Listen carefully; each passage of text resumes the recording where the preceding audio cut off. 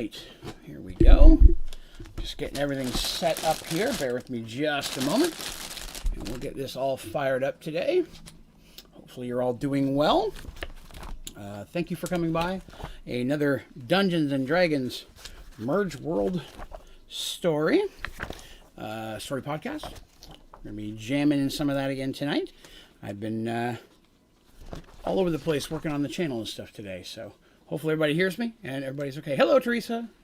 Hello, hello. Let's see. Just going through my book here, finding where I left off. I forgot to... Sitting here all excited, ready to start the story today, and didn't take the book out.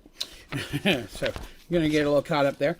Hopefully you all had a good Halloween. For those of you who celebrate Halloween, of course. Some of you probably do not. Ooh, I just realized we're getting close to the end of the first binder. I'll be moving into binder 2 of 6 here very soon. All right, there we go. There's the war. All right, now we're finally caught up. So, let's see here. Let me jump in chat, see what's going on. Especially on the other side, the Canadian Kit Kat is better. Has a better flavor and it tastes more like chocolate. I like it better and it's more crisp. There we go.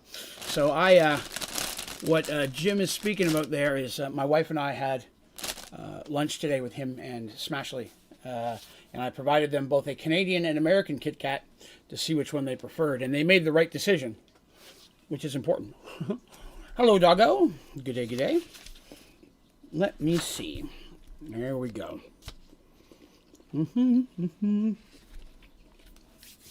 Excellent. Okay. So we'll do a little bit of a recap to set the mood, if you will. In the last episode, our heroes have split up now. Half has gone one direction, half has gone another. In one direction, Artemis has left Serenity with being Draven, being chased by Michael and Dandy. The other heroes, Darsh and Mercy, were left to lead the forces of Serenity in defense against the forces of Auramon, which was coming to attack. Yes, I see you there, kitty. I got two kitties upset because they can't. They're both upset they can't fit up on the desk at the same time, and they're fighting over who gets to be up here. This is Patches. Hello, Patches. Say hi to everybody online. That battle was saved, luckily, by the arrival of several of wizards from Paxawal, including Lamia, a friend of the heroes, who has arrived much physically younger than she used to be. Physically, I say, because mentally she's still the ages. And again, I forget if I talked about why that is. I think I explained that. But if not, we'll get into that a little bit later as well.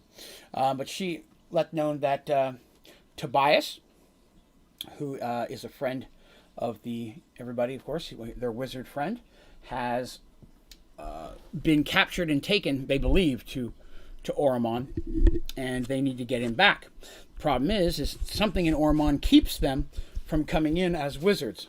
Something can sense where magic is or is going. Every time wizards teleport in there, they very quickly get attacked or killed or captured.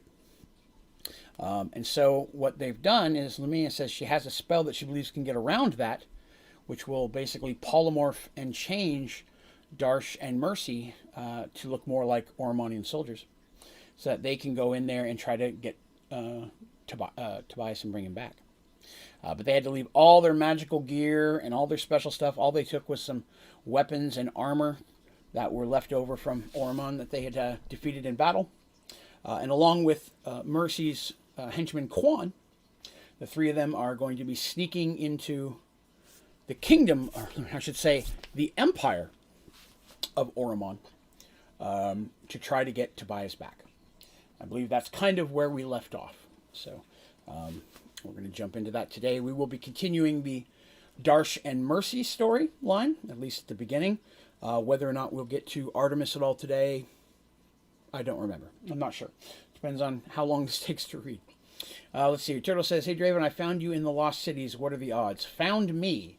Like literally Onlydraven? I saw that you posted a picture of my skin. Did you just find one of the toys, or was it a mob with my skin? Because that'd be interesting.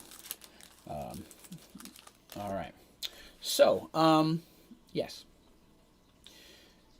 So, as I mentioned, Lumia teleported them just outside the borders of Oromon. She's afraid to port them any further than that, in case they be sensed or caught by whatever it is that senses Oromon. And they go ahead and they cross the border on foot. Just the three of them. So, again, to clarify, Darsh, who is a Minotaur, is now a very large human male. For him, things got bigger, because even though he's a large human male, he's much smaller than he used to be. He's still as physically strong as he was. That's a big one. And then the Mercy is now a human male. That comes with a whole set of new problems for her. And then Quan was already a human male, but now he changed his race and such, so he looks more like someone from Auramon. So there's that. So they begin traveling. And Auramon is huge. It is a massive empire. And it appears, at least from what they learned very quickly, that the majority of Auramon came through the merge. Oh, excuse me. Got up early today. And they're traveling. They have approximate directions of where they're going, but they very easily get further directions as they move their way in. So I've got a little bit to read to get us going. I'm going to eat this Kit Kat, then I'm going to do that. I'm going to try something real quick. There we go. All right. So, before we get into the story, we've had some issues with the Nightbot mod thing that was popping up in channels and doing stuff. I have removed that, and now I have the Streamlabs chatbot. So the exclamation point Discord should now work accurately now. It's not going to post up regular, at least at this point, regular posts, but I have hotkeys to be able to post up a lot of different things. And for those of you, you're going to see a couple here from it. So the first one I posted was a Discord. That'll get you in the Discord. A link to the website. For next weekend, that's the link to the Extra Life page for those who want to make donations. And for those of you who like Mergeworlds, there's the Spotify and iTunes link. So I can now pop these links up as needed whenever someone asks, or if we're going over parts of the story. I can set up others as well, but it's the new bot should be much easier to handle, and handle the channel a little bit better than Nightbot was. So excited! I've been working on that for the last hour and a half, so glad it finally got working. Okay, so let's go ahead and delve into the Empire of Oromon. Let me move the microphone a little bit closer to my face. All right. Again, I always like to preface, this is how I read it to them. So when I say you enter, I mean them. That's how it was written. You've journeyed through Auramon for several weeks now, so some time has passed, clearly. Everyone you met has been friendly, if not fearful of you. In either case, you're always shown respect. The reason for that is that you are a soldier of Auramon. At least Mercy and Darsh and Quan appear to be at this point. The armor that they have on, they look just like the military. And while people may be nice and friendly and regular people, the military is still to be respected, if not feared. They learned that there are 12 main regiments of soldiers of Auramon, which is the 2nd through the 11th, are all currently dispatched to the war in the Southern Kingdoms. The 12th was dispatched to eliminate the growing threat of the Northwest, which was Serenity. So that's what Mercy and Darsh had battled and been successful. The armor that they're wearing now is of the 12th. So their story that they were given was kind of that they were part of that force and was separated from the group, and now they're just trying to return home, which would lead credence because there are a lot of survivors as the main force that are making their way back home, so they may eventually catch up to them, and they aren't hurrying because they want to make sure they don't do that. The first are the personal soldiers of the Emperor. They occupied the capital city of Valamon, which is the, again, capital city of Oromon, and travel with him. So you could consider them the Secret Service and the military of the home city. They are the best of the best, and it was one of Auromon's greatest honors to be one of them. So you can rank up, not necessarily is like fifth better than fourth, or fifth worse than fourth. They're just designations of different armor. But the first three, to get in one of those three, you have to basically excel. The first being the hardest to get in there. In fact, the only honor that is the only greater honor in Auramon is to be a member of the clergy. To be a cleric of Pandora is to be respected and honored like no other. They can walk the land without fear of being harmed, robbed, or molested. Hush, kiddies. Hey, 1 second. They're fighting over a toy. Let's see, here, where was I? Without fear of being attacked, killed. The punishment for accosting a cleric was quick and fatal. So you get caught robbing, they don't play with you. They take out you, your family, your friends, your neighbors. They make a point of justifying that you do not mess with a cleric. Mercy and Darsh and Quan had done their very best to avoid any temple or clerics on their journey. That was advice from Lamia, because if you think about it, these are clerics of lies and deceit. Illusions go on with that. If anyone could possibly see through her spell, it might be them. So they're being very careful to try to avoid even towns that they see may have what appears to be a temple in it. In fact, they're trying to avoid civilization. Still, occasionally they need supplies and such. They had supplies with them, but they can only carry so much. They don't have any of their magic stuff.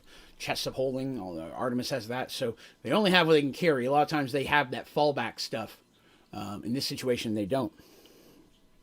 Now, they're at this point where we're at now, they're only about a week and a half away from the capital, and they're traveling along a main road that they've come across. So the lands of Auramon have been very, say, wealthy, very rich in farmland, nature. No, even at the towns they go through, none of them look like poor.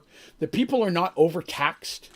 They're not abused by their leaders. I mean, They're definitely have a fear of their leaders, more so than you would think. But as long as you behave and pay your taxes, things are actually pretty good for you in Auramon. So not a lot of people trying to move out, if that's even allowed.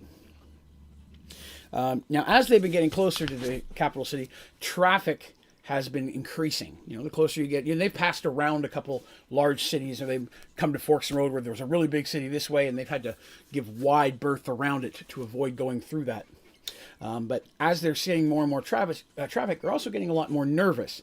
The more people, the more likely chance they may do something wrong or give off a vibe, or somebody could see through their spell to see who they really are. And in a kingdom like Auramon, where Darsh the Minotaur, he might be able to pull off, I was with those Minotaurs who died in the group. That'd be a hard sell. Mercy would not, because there are no female warriors. There are no female leaders. Women are very disrespected. I mean, I shouldn't say like abused or anything like that, but they are very subservient to the men in this empire. Let's see. And then Quan, I mean, if anything, he's an Asian character. There aren't anybody like that in Auramon, so he would stand out a little bit. So they are traveling on at this point, and they're walking through a particularly wooded area. So it's still a main highway, but very thick, dense woods on either side. The roads are very well kept, much like Paxual, especially the closer you get to the capital city, which is pretty huge at this point. It rivals, if not actually probably larger than Paxual. It'd be the largest city they've come across at this point, based on the questions they've asked and described. And as they're going along, they, like I said, they're dressed in armor and such. So anytime they do stay at an inn, food is free. They're given a room for free. That's part of how that works. They are whoever the innkeeper is basically sends a bill to the local area or to the emperor, and that's paid. They're paid for that. So that's guaranteed business. So people actually like it when soldiers roll up into their small town or village, because that's guaranteed money. Whatever they buy or sell, they just basically send in a receipt. And as long as, It's not exorbitant. Like, they stole 25 bushels of hay. What are 3 guards going to do with bushels of hay, right? So as long as it's realistic, they'll get paid for that. And again, there's less likely of anybody in the town being robbed, and less while they're there as well is limited, because nobody wants to bring down the might of the Empire. Let's see here. Okay, it's about midday, and they're walking through a particularly wooded area when they come across another small road heading to the southwest. It appears old and in disuse. Overgrowth is apparent, and it leads off further into the dark forest. This road kind of goes up. It's not mountainous here, but it is very hilly. And so I've been looking in that direction, which would be technically southwest. They can see that it rises up. It's very hilly. The road, which once was probably a very good road, has fallen into disuse and disrepair. It's not being kept up because it's not a useful road. An old signpost stands by the side of the highway. It too is overgrown with vines, and on a whim, Darsh clears away the vegetation to reveal that this new road leads to 2 places: the capital, Bailman, and the town of Dralin. Make sure I say that right. As they're reading the sign, an elderly gentleman on a horse and wagon pulls up next to them. "You lads don't want to be going up that road," he says. And they're like, "Why's that?" And he says, "Well," he goes, "that leads up to Dralin. That's the old highway. You know, the old highway used to be the main highway, but this area was cleared out 15, 20 years ago by the Emperor to allow faster movement and such." And he's talking like this. You probably already know this, but if you're not from this area specifically, just because you're a soldier doesn't mean you've traveled in this area. He's like, "That's an old road. That town is basically a ghost town. It'll get you to the capital, but I mean, it's, as you can see, not kept up. There's almost nobody living up that way anymore, and it's going to take you a lot longer. It's way faster to go on the main highway. And, it's way safer and such. The guards patrol it and such. Nobody really uses that road anymore." Darsh and Mercy and Coin are like, "Oh, thank you very much. We appreciate that." Now, I want to stress that at this point, they're on horseback. One of the very first towns they came into, they did not have horses, and learning that whatever they asked for, people would get paid for. They're like, "Hey, can we get 3 horses?" People are like, "Yep, let's go. We'll get you 3 horses right now." And we're able to procure horses for them, which has definitely helped. But of course, it draws a little bit more eyes to them. But they are in a hurry because they don't know how long Tobias may be kept alive, if he's even still alive at this point. After a little bit of chatting, the old man runs off, or continues off on his way. He's heading away from the city. He's going the direction they're coming from. And a little bit of chatting, they decide, it might be better for them to take that road. Granted, it may take them a little bit longer, but the closer they get to the capital city, the more on guard they're going to have to be. If they can get pretty close to the city using this old road, and not have to mess with coming across other groups of military, that's all they need is to run across remainders of the 12th, and they're like, "Oh, there you are. Get part of us. We're going that way instead now." And now they have to try to figure a way to sneak out in the middle of the day. That's a lot more challenging. So they're like, that might be a better idea for us. So they decide to take that roundabout to go. Now, again, as you know, this is a Dungeons & Dragons story, so things always happen. So the road towards Dralin, this is what I read to them. The road heads towards Dralin. Gets worse the farther that they travel. They spend more and more time off the road than they do on it. Trees and stuff falling and things. Like I said, it's clear no one's come through this way, and at least not like via wagon. Maybe horses and on foot, but not very often. The forest goes thicker and darker as well. By midday of the second day, it's still almost as dark as night, even during the day, just from the over coverage of the thick canopy of trees. At night, their sleep is restless and troubled by disturbing dreams. And it's during this time that they start really hammering down their plans, because they've been getting as much information as they can on the way here without trying to give up too much on themselves. They know the basic layout of the city. They were able to talk to people. It was easy to say, "Oh, yes, we're a member of this, but we've only been to the city once or twice. We're stationed way over there and not over here," that kind of stuff. Thank you, Blind PC Guy, for the follow. I appreciate that. Thank you very much. So it's not hard to say, "Hey, we're not from this area. We've only been to the capital a couple of times. We're normally guards out on the northern front, and then we got pulled in when all this war stuff happened." So that's kind of been the story they've been running. So what they kind of figure out they're going to do is when they get into Belmont, their goal is to find some place to hide. If possible, as they get closer, they may try to ditch their armor and come in as like a farmer or something of that nature. See if they can get some clothes so that they're, as a merchant, try to come through that way, because in the city, being a guard may be even a little bit more noticeable. It's great for traveling through the lands unmolested, but the city, that's going to give them some more attention than they may want. They're going to need to find some type of place to set up as a home base, whether it be an inn or something. They need to find some place that they can stash at to until they're able to track down where Tobias is and make a plan on how they're going to get him. But like I said, they've got a couple ideas. They've been picking up a few things here or there. Hey, that's a nice necklace. I want that, and they're like, send the bill. And people are like, oh yeah, sure, not a problem, because that's how that works. If you want something and you signed your name to it, because again, the guards are held to, the Emperor doesn't take them just going around robbing people either. You put your name down on something, you send in that receipt, it comes out of your pay, and finding out that you're not using the right name or you're being fraudulent, that's not looked on as well, because the Emperor, while he does rule somewhat in fear, he keeps the people happy. There's no real reason for them to revolt, kind of thing. So they've been picking up a few things here and there. Not, of course, they show up in this town, they each get a ring or a necklace or something. They go to the next one, they do that again.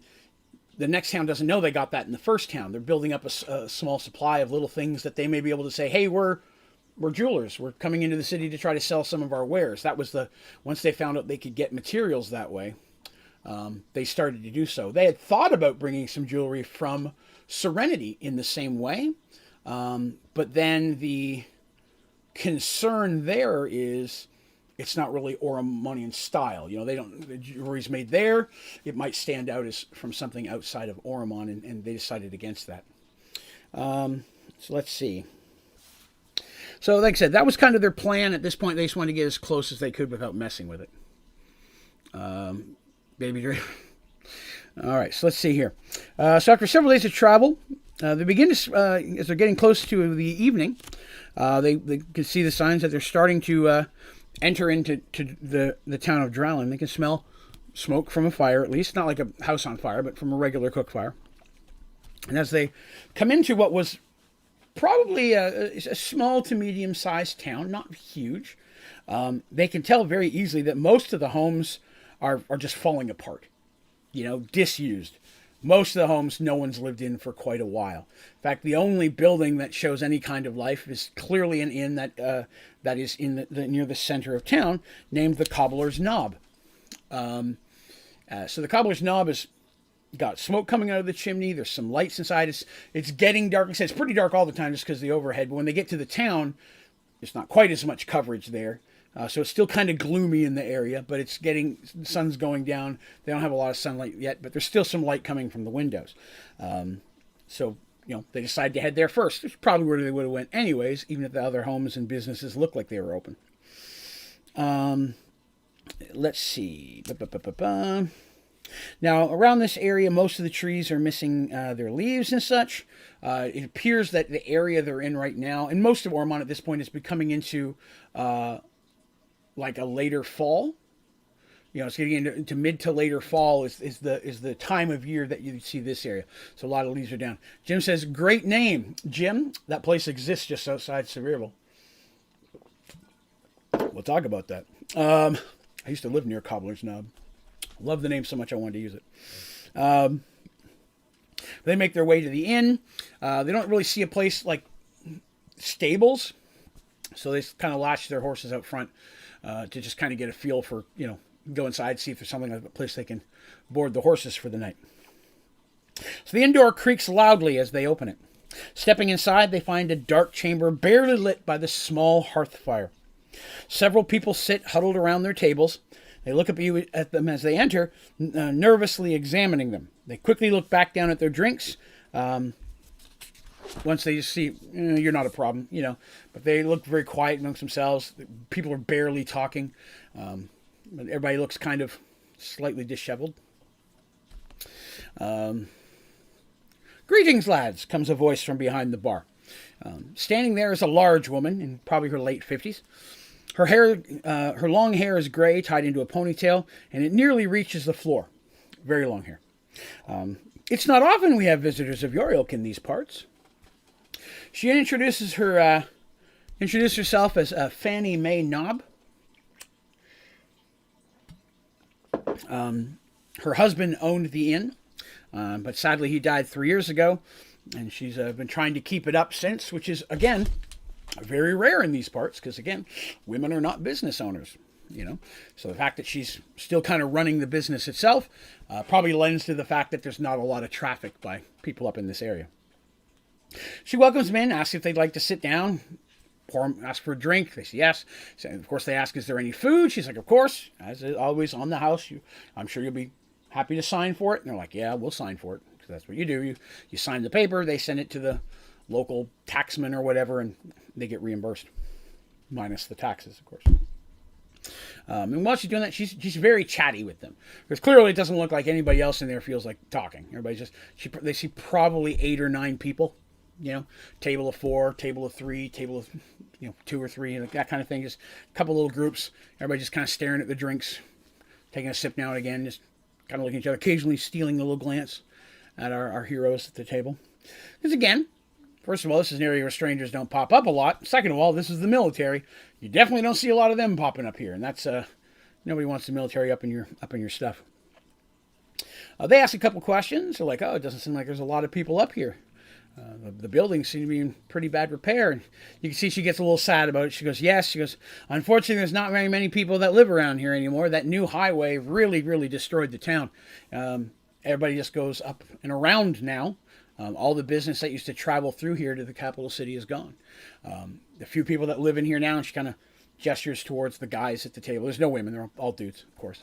It mentions that mostly people in here are just skinners and hunters that, in the wooded area around still can make a bit of a living, and then traveling back and forth to the capital themselves. But most people have moved off to other towns and such on the highways or closer to the capital at this point, because you can't get a wagon up here if they wanted to. It's all on foot or horseback. But they said, yeah, the new highway totally toasted that. She also says that the people here aren't used to strangers, so ignore this quiet, sordid bunch. And goes, every night they're just in here drowning their sorrows. And he goes, like there's any other place for them to go. And she kind of laughs. She's a little boisterous in the way she chats, but she seems really nice. She says that she has some food in the back. She goes, it's not much, because wasn't really expecting anyone like that. But if you'll give me just a little while, I'll come up with something tasty for you. They appreciate it, and the ale that she brings tastes old. Clearly, they don't make a lot of fresh ale around here, and they're like, "Oh, that's rough." But they don't want to look bad here. Give me some water instead. They slug it down. She comes a little while later with several bowls of stew and some bread that looks questionable, but obviously edible, but not fancy. Like it was more meant for them to just eat themselves.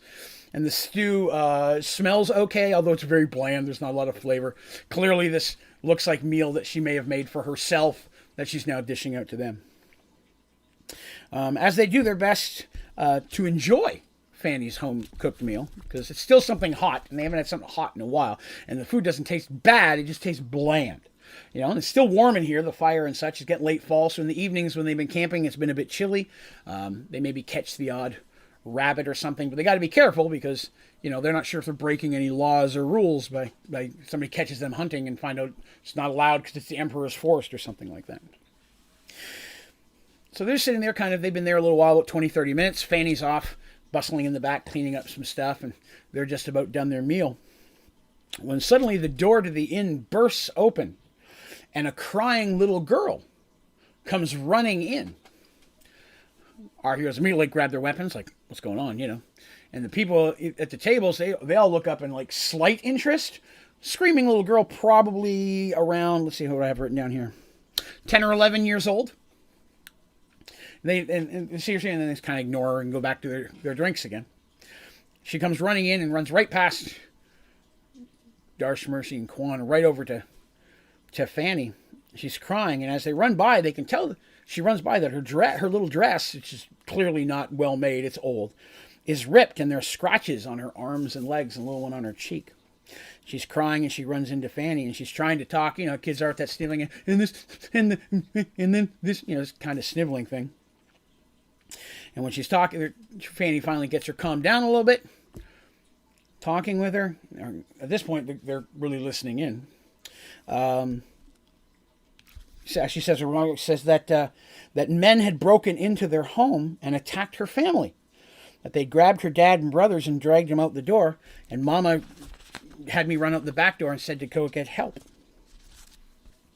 Well, Fanny seems very distressed at this, and she says that she knows the little girl's name is Sandy McFellows. She calls her Sandy. She gets the McFellows later. She kind of calms Sandy down, and she's like, well, and she looks at all the guys at the table, and they just kind of go back to their drinks, like they don't want to get involved. Fanny rolls her eyes and cusses them out a little bit, and takes the little girl by the hand and comes walking over by the Darsh and Mercy and them. And she says, this little girl is Sandy McFellows. Her family lives just a mile up the road. One of the last farmers in town. Nice family and such. I don't know if you ever heard that, but they said someone attacked them, and she ran that mile to get here. She didn't have shoes on. She got bare little feet there. She goes, these cowards clearly aren't going to do anything. I hate to ask of you, but being the military and all, would you mind looking into this? Because, you know, these are good people, and we wait too long to send for guards or send for local magistrate. It could be days before someone arrives, and who knows. Clearly, this is not what Darsh and Mercy were hoping to get involved in. Local problems they've avoided as much as they possibly could. Once or twice, they've asked, hey, you want to take this guy to the next town, this criminal? And they're like, no, we can't. We're military business. But clearly there's no one else to help this little girl, and them being the nice people that they are, they're like, well, yeah, okay. We'll go take a look at that, and then we'll come back here to crash out for the night. And Fanny's like, of course, yeah, so I'll have rooms ready for you, and I'll do my best to, you know, maybe have some more warm food for you when you get back. Now that I know you're coming back a little time, I cook something a little better for you. But I definitely appreciate it. And they're like, which direction do we go? And Fanny turns to little Sally and says, can you show them how to get to your house? And the little girl's crying. She's like, mm-hmm. He's like, okay, she'll take you, and hopefully you can get her back to her family. And, you know, if things are bad, please come back, and I'll see what I can do to get these losers to try and help. The men just kind of look down at their drinks, ashamed, very little emotion. They try to avoid the eyes of everyone looking at them. But Darsh and Mercy and Quan are like, well, okay, we'll go do that then. And they're kind of like in a hurry. This little girl's clearly upset. They're like, okay, we'll go take a look at this. So they go back out and hop on their horses, and Quan has Sally riding with him on the back of his horse. And they start making, of course, they're on horses, and they're making pretty good, so they're not like dashing, of course, they got a little girl on the back, but they're making pretty good speed, and it doesn't take them very long to go a mile on horseback. It's really not that far on a horseback. So the ride to the McFadden farmstead isn't long. Sally sits behind Quan, arms tightly around him. As you come down the lane, because it's as you're coming down the road, she points, and they have to go down this kind of windy lane to get there. As you come down the lane, you can see a farmhouse in the distance. A short distance past it is a barn. Pretty good sized barn, to be honest. Both buildings appear old, but in okay repair. Clearly they could use some fixing up, but not as bad as the businesses back in town. They don't see anybody in the area, no signs of life. Much to their relief, they also don't see any bodies. You know, 'cause that's what they're afraid they're going to come up here and find a bunch of people. He said dragged out, they could be dead on the road, you know. Their thought is hopefully they're just being robbed, or worst case, enslaved or something. Maybe they can still get to them before they're too bad harmed. It's awfully quiet, of course, so they're being careful because they don't know if there's an ambush. They may not even know the little girl made it out, but they're still being careful.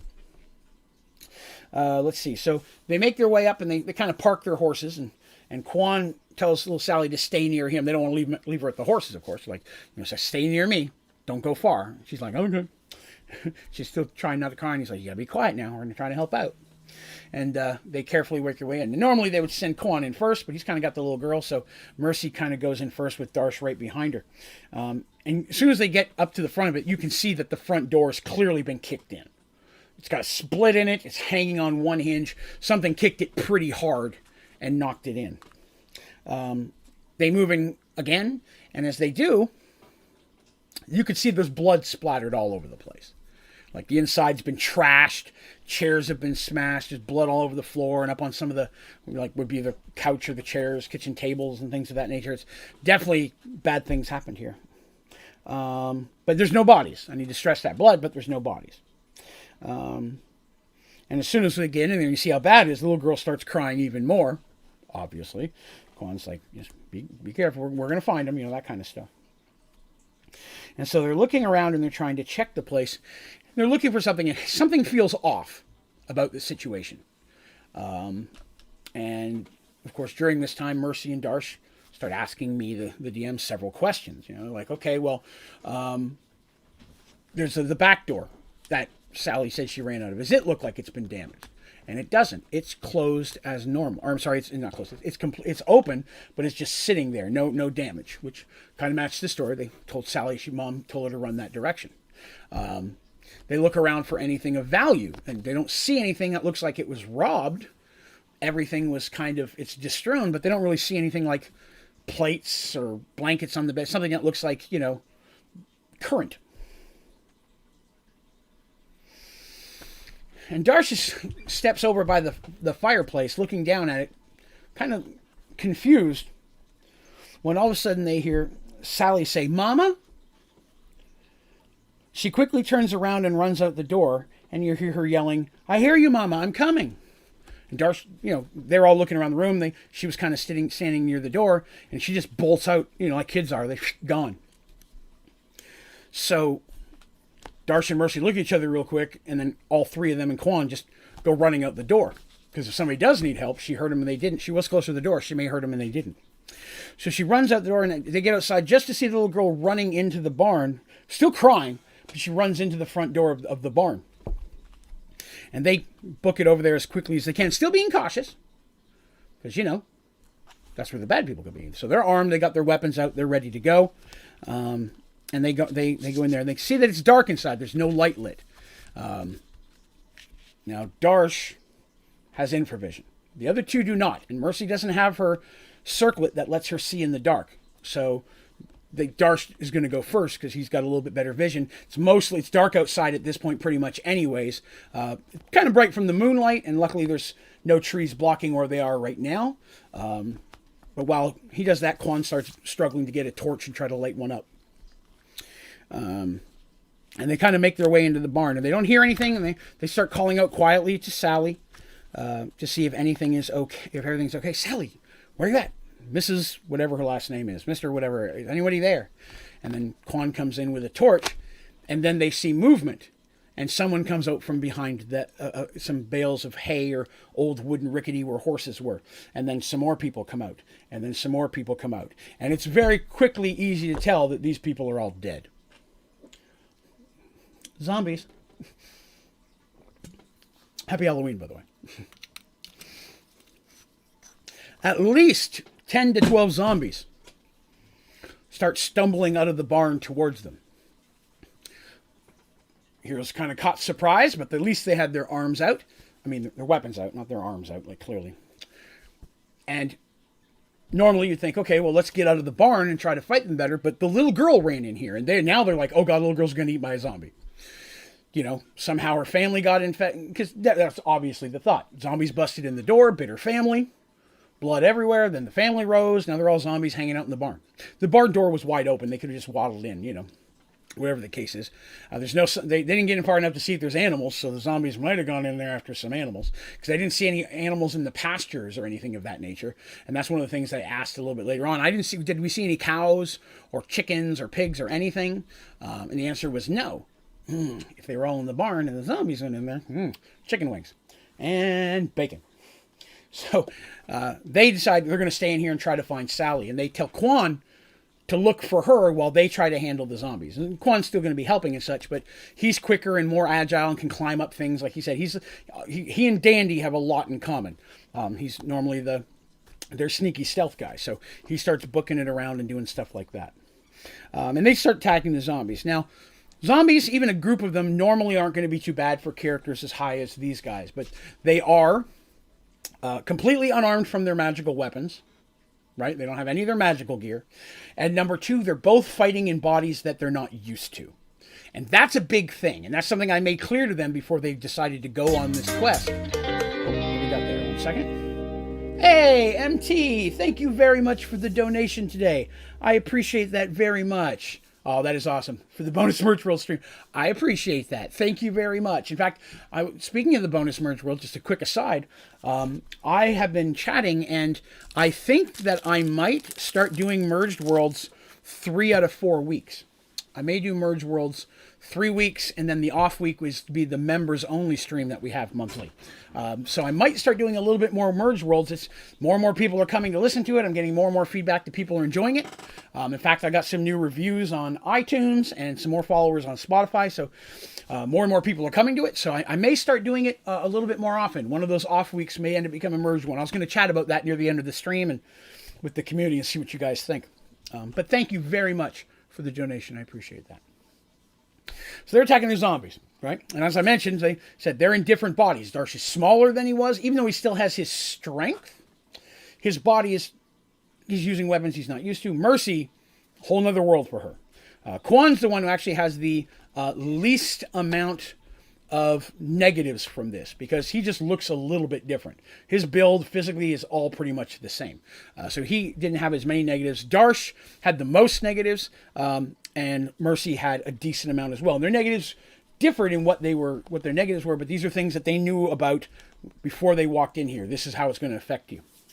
It's found a way to use commands to change the skin of humans from head crowns. So that's cool. So they're able to make pretty short work of the zombies. It wasn't too bad.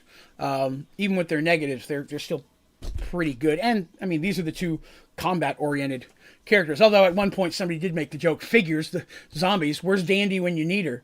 You know, Darsh mumbled that at one point or something and made Mercy laugh. But they managed to defeat all the zombies. And they start searching the place to see if there's any more zombies anywhere. And there aren't any. So they're still looking for the little girl. They don't find any sources of her inside the barn at all. But there are a couple exits, so their hope is that maybe she ran out. So they decide to go outside the barn, see if they can find her there, and they start calling out to her. And they're only out there a second before Quan draws their attention to their horses, which now lay dead on the ground with their throats slashed open. There are no signs of anyone else in the area. There are no signs of zombies out here. The only thing that they see are small, child-sized footprints in the horse's blood, appearing to head back towards town. You know, it takes a few feet before the blood wears off and you're running in grass. It's not going to be footprints forever. But there are clearly some footprints in the horse's blood. So now, of course, their concern changes to, oh, okay, what if this little girl's the problem? Now she's going back for everybody in town. So they start busting hump to try to get back to the village as quickly as they can. And they're running. And again, some of them are in slightly different bodies, and they haven't had to do any real combat stuff in the last several weeks. So while they've been learning to live in these bodies, they really haven't had a lot of opportunities to fight in them. But let's see here. With everything in the travel, it says here, it's well after midnight when Draylen once again comes into view. They move down the road towards the inn as quickly as they can. As they come into the town, they're halfway in, they see the inn just slightly ahead. They begin to hear the moaning and groaning from around them, and as they start looking around, they see more zombies start to come shuffling out of the different buildings that have been empty this whole time. And yeah. So, in this situation, for those of you who don't play Dungeons & Dragons, I advise them all to run a check, roll for an intelligence check, or whichever check it was. Me doing this, and again, I'm just throwing this out for the people that normally play. If I say make an intelligence check or a wisdom check, they have a number on their paper. They roll the dice. They have to be under it or over it, depending on the type of check they're doing. If they're successful, then something good happens. If they're not successful, something bad, or they miss something, like a clue or something of that nature. So in this situation, I had them all roll, and Quan was the one who successfully got the roll, even though he's a non-character. He got the roll as well. And he draws, Mercy's still, his Lady of Mercy. Although they they go by different names at this point. I can't remember what his name was. I think he went by Merc. It was like short for Mercy, and Darsh went by like Krog or something. He'd come up with some really blunt military name, and Quan just went by Chen, which was kind of his last name anyways. It's just Shen. But they went by those names. So in this situation, everything happening is like Lady Mercy. Look at the zombies and what they're wearing. And they look at them, they can tell very quickly as they start paying attention to it that these zombies that are stumbling out towards them are all dressed in the same clothing that the people had sitting in the inns at their table. Now, looking at these zombies, these are not new zombies. These have been zombies for a while. And, of course, they get ready to fight some of these zombies. And the zombies kind of stop for a second. They all like just stop moving, and they hear a laughing. And they look across the courtyard towards the inn, and standing just outside the door is little Sally next to Fanny. And Fanny says, over here, "You boys are more powerful than you look," cackles Fanny. "By far the most powerful to visit this cursed town in a long time." Sally giggles, an evil little sound that rattles your nerves. That's a little girl. "But you'll die," Fanny continues, "as all the others before you. Your corpses shall rise to feast on the flesh of the living." And it says something like "get 'em boys" or whatever the case was, and the zombies start coming in. And they enter into combat, and they're fighting these zombies. So total zombies around them, they see another about 14, 15 zombies total. But there could be more. That's just what they see at this point coming around. And kind of back to back, the three of them really go at it. It was a pretty easy fight at that point. They were taking out the zombies relatively quickly. After over half of the zombies had dropped, phase 2 of the boss fight happened. That's how I roll. Fanny cackles out, "I shall honor you by allowing you to die by the hands of one of your own." Fanny cackles again and then begins to speak strange words that none of you understand. Sally's voice soon joins in, and it becomes more like a chanting. And above you, the sound of thunder. You hear the sound of thunder, yet the air goes deathly still. So they hear a loud crackling and crumbling, but there's no storm. The air goes still. They try to start moving forward to get to them, but the zombies are in between them and Fanny and Sally. But they're still trying to fight their way through. They need to take out a couple more zombies when suddenly the ground before them cracks as earth spits up. They hear a sound of a horse whinnying loud with a deep echo. So like a horse's thing, but with like an echoed sound behind it. The characters take a step back as a horse, black as night, bursts from the ground. Its eyes and mouth emit a yellowish green flame, and upon its back sits a dark rider, dressed as in armor much like theirs, though much older looking. Upon its shoulder, where its head should be, there is only open space, yet a deep, sourceless laughter fills the air. Nick Hacks, did you make up the story? Yes. This is a Dungeons & Dragons story campaign that I've been writing and running for close to 30 years. And I'm kind of sharing that story with everybody. So yes, this is my campaign. It's my favorite thing that I get to share is the Mergeworlds stuff. Getting to tell the story has been a big part of my life for a very long time. So now they have a few zombies, 2 witch ladies of some kind, and a headless horseman on some type of nightmare, which is nightmare is a horse in D&D. It's a scary horse, undead horse. Clearly, this is reminiscent. When we played this section of the story, back when we played this part of it, it was actually on Halloween weekend. So I had themed it to be slightly Halloween-like. And it just kind of worked out coincidentally that I'm getting to tell that part of the story the day after Halloween. It just kind of worked out well that way. But this was the Halloween themed. I try to do if I can, I try to do some type of holiday themed thing around Halloween and Christmas several times. So down the road, you'll probably see some more that may not fall on a holiday, but you're like, this feels like it was a Halloween episode. Feel free to ask. I'll let you know if it was. Or Christmas. Christmas is usually easier to tell. But now they have to deal with the remaining zombies, and there are a few more that come stumbling out of the house. The Headless Horseman, who, let's be honest, he's a bitch to fight. He's pretty powerful, and they don't have a lot of magical gear. I should take that back. The only magical gear they have... no, they don't have any magical gear. I take that back. They were going to bring some of the swords that the elites carried, which are sword plus ones, but you have to be an elite to get those. So they're afraid that would be too noticeable. So they did not bring that. So they're having to fight this thing without any official magical items. And occasionally a zombie will stagger up. So the zombies now are spread out. They've taken out most of them.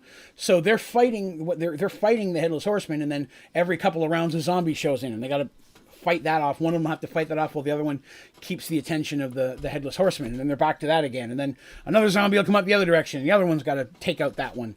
And it goes back and forth. This feels like a Halloween quest. Yes, we played this part right on Halloween. I think it was the day before Halloween, the year we did it. And is when we used to play D&D on Sundays as well. I think the Sunday fell, it was a Monday, was Halloween, and we played the Sunday. So I made a Halloween theme specifically. So I was very lucky that it fell on this weekend as well. But yeah, so they're fighting that. And a lot of times, while they're fighting the Headless Horseman, when there are zombies and things popping up, it's Mercy and Quan that step back and take care of those. And that's because, again, now that they don't have magical gear, just because of his unnaturally high strength, Darsh does way more damage. When they all have their regular gear, Mercy's a lot more on par with Darsh, with the gear that she has. But in this situation, they don't have any of the magical gear. Darsh's strength really is the big thing. So he's and he's a big guy, but he's holding the Headless Horseman off, who has a sword and such, and he's still on his horse, and he's slashing down, and they're trying to attack the horse too. They had a whole theme, like Mercy was attacking the horse, Darsh was attacking the Headless Horseman. Quan was trying to keep the zombies off, but when there were no zombies, he helped Darsh or Mercy, whoever needed it the most. So they kind of had a little plan there that fluctuated based on their needs. And then Fanny and Sally, occasionally Fanny would cast a spell at them, which was just a huge thorn in their side, because they really can't get around the zombies and the Headless Horseman as much to get to her. So they're in a position of frustration, because they're like, okay, even if we can take out this Headless Horseman, we've got Fanny and the kid. The kid clearly is evil. Do we kill a kid? Hard thing to talk about. Hard thing to think about. It's not something they've had to deal with, really. Kids like 11 or 12 years old, but like really evil, right? So that's something that they're fighting and discussing at the same time, which, of course, Fanny mocks. I make a point of saying things like, oh, you're talking like you're going to win, and things like that. They're like, oh, maybe we can save the girl. They're like, she'll feast on your bones, and that kind of stuff, just cackling at them, the little girl doing the same. But they enter it, and they start doing their combat, and the Headless Horseman is really doing some damage to them. The zombies, not so much. At this point, most of the zombies are gone.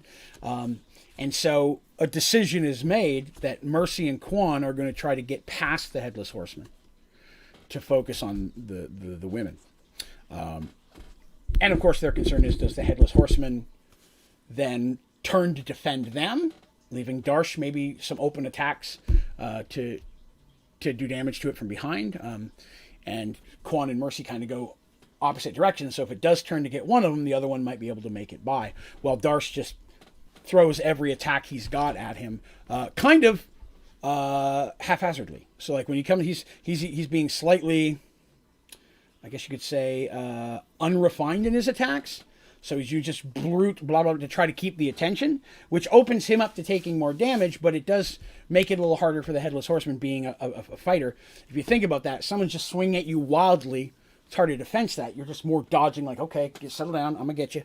And that's kind of what Darsh is doing at that point. It doesn't really do a lot of damage, but it does tie up the horseman a little bit more. It's a strategy that they've used against enemies in the past. Darsh or Mercy or someone, usually a melee character, does that wild stuff there's a better chance they're going to get hurt, but it does limit the other person they're fighting's ability to interact with anything for a moment. Because that's how life works. Excuse me. So, this happens, it works. The horseman starts to try to turn, but then Darsh, the horseman starts pressing harder on Darsh, using this situation of just one, the opposite, against him, while Mercy and Quan kind of go around at Fanny. Fanny casts another spell. I want to say the spell she was casting, she was a witch. She was not an actual like mage. So her spells were a little bit more limited on what she could do. But they were like corrupted nature spells. The way I played her is almost like she was an evil druid. In theme for spell choices. That's kind of how I made her. It's not an official class or anything in D&D, but it's kind of how I played her. So vines and stuff come up and, things like that, thorny vines and such. Stinking clouds of like mold and things that make it hard to breathe and give them negatives to fight and all that kind of stuff. Hello, Patches. Welcome back. But they get in there, and as they're getting to fight, they get up close. Fanny pulls out this really wicked long crisp blade. If you're not familiar with what a crisp blade is, that's the serpent kind of blade that you see a lot of times in movies, sacrificial blades. And the little girl takes off behind her and runs into the inn. Mercy enters into combat with Fanny and yells to Quan, go get the little girl. Because we don't know what she's doing in there, but I'm sure it's not good. Go deal with the little girl. And Quan doesn't like leaving Mercy, but at the same time understands the importance. Fanny's kind of blocking the door. He literally takes one look at her and then just jumps through one of the windows. You can picture it like the big glass window, so I just kind of jumps through that, smash and rolls inside the inn, ready for zombies, but luckily they were already all outside and he didn't have any zombies. And he doesn't see the little girl, but he does see the stairs going up to what would have been the rooms, so he runs off up there. Mercy's trying to get at Fanny, and Fanny's doesn't really have any military training, but the blade, it has, like, she just being close to it, she spins it, like a liquid comes off it that she hears sizzling and popping, and it gets close to her. It's some type of acid thing, and she's swinging this blade. Mercy's just, having to try to dodge it, and the splashing hitting her face is even causing a little bit of damage and is making her kind of fight a little bit normally. Darsh having a heck of a time with the Headless Horseman. Darsh is taking a couple really big hits at this point. He starts calling out, like, whatever you guys are going to do, you're going to need to do it quick. I'm not sure how much longer I can keep this myself. And so Mercy, who is again wielding a sword, not her traditional Morningstar. She's wielding a sword, but she's very proficient in that. Decides she's going to have to just go ahead and kill Fanny, which she thought that was going to be. She was trying to think of ways, is there a way to capture her and figure out what's going on. Mercy still being the nice person she is, but finally, and she gets to that point, she's like, I don't have any other choice, and so she just straight up lobs her head off, because she did. She beheaded her. She rolled a natural 20 in that fight. I have it written down on my paper. It said natural 20 beheaded. So she rolled a natural 20. And then she rolled my critical hit dice, and she rolled beheaded, so she literally lops off Fanny's head. When that happens, the Headless Horseman starts to act wilder at this point. The horse starts thrashing around, not like it's lost control, but like it's angry.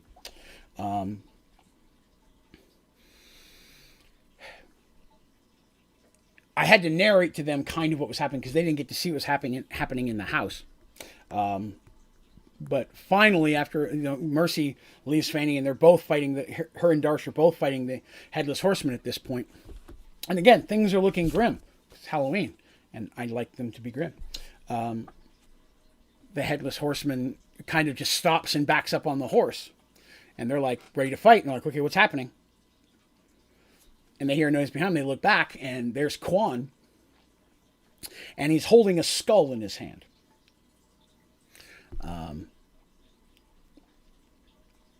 And he's looking at it, and he's looking at the Headless Horseman, and he looks at Mercy, and he's like, I'm not controlling it, but I don't know what to do with it. And Darsh yells, smash the damn thing. So Quan's like, and just smashes it against a pole on the deck there, the pole that you put the horse straps on. Just smash it. It shatters, and as it does, the horseman just, it's like a screaming sound mixed between somebody screaming and like air rushing out, like a high screech of that thing, and it kind of crumbles into dust, and the ground opens up a little bit, and the dust kind of sucks up and fades down into it, and then the road kind of covers up like nothing was ever there.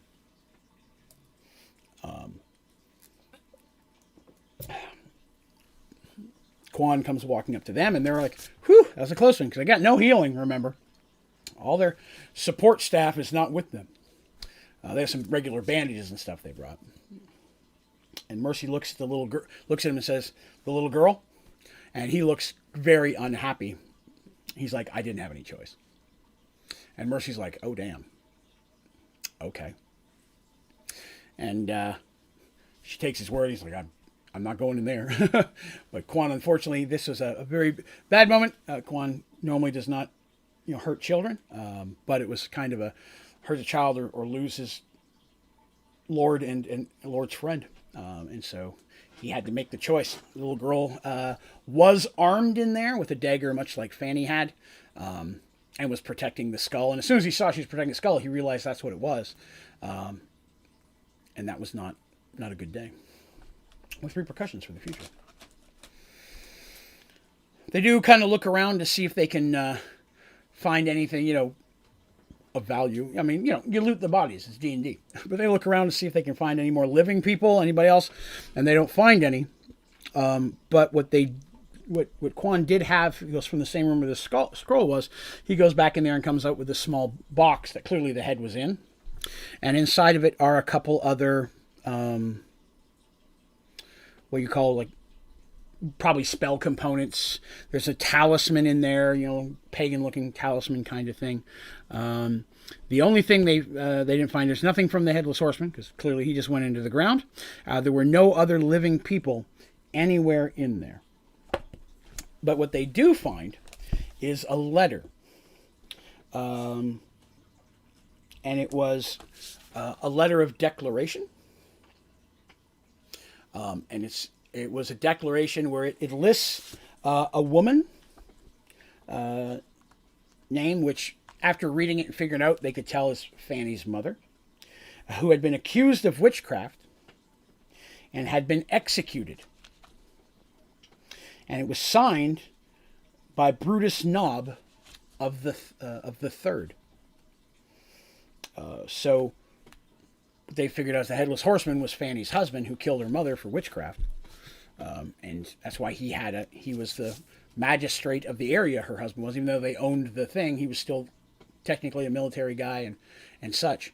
When his mother-in-law was accused of witchcraft, and it was proven, he beheaded her, which kind of became the justice line. I think there was a note I had written out. I don't have it anymore, but a little scroll that they got to read. It told the story and the declaration and everything. But that's why the storyline happened. The little girl was actually Fanny. Was led to believe it was either Fanny's child, but the way it worked is that she was right around the same age as the letter. So it's like she was pregnant with the kid when the husband died, kind of thing. So she was raised to be that way.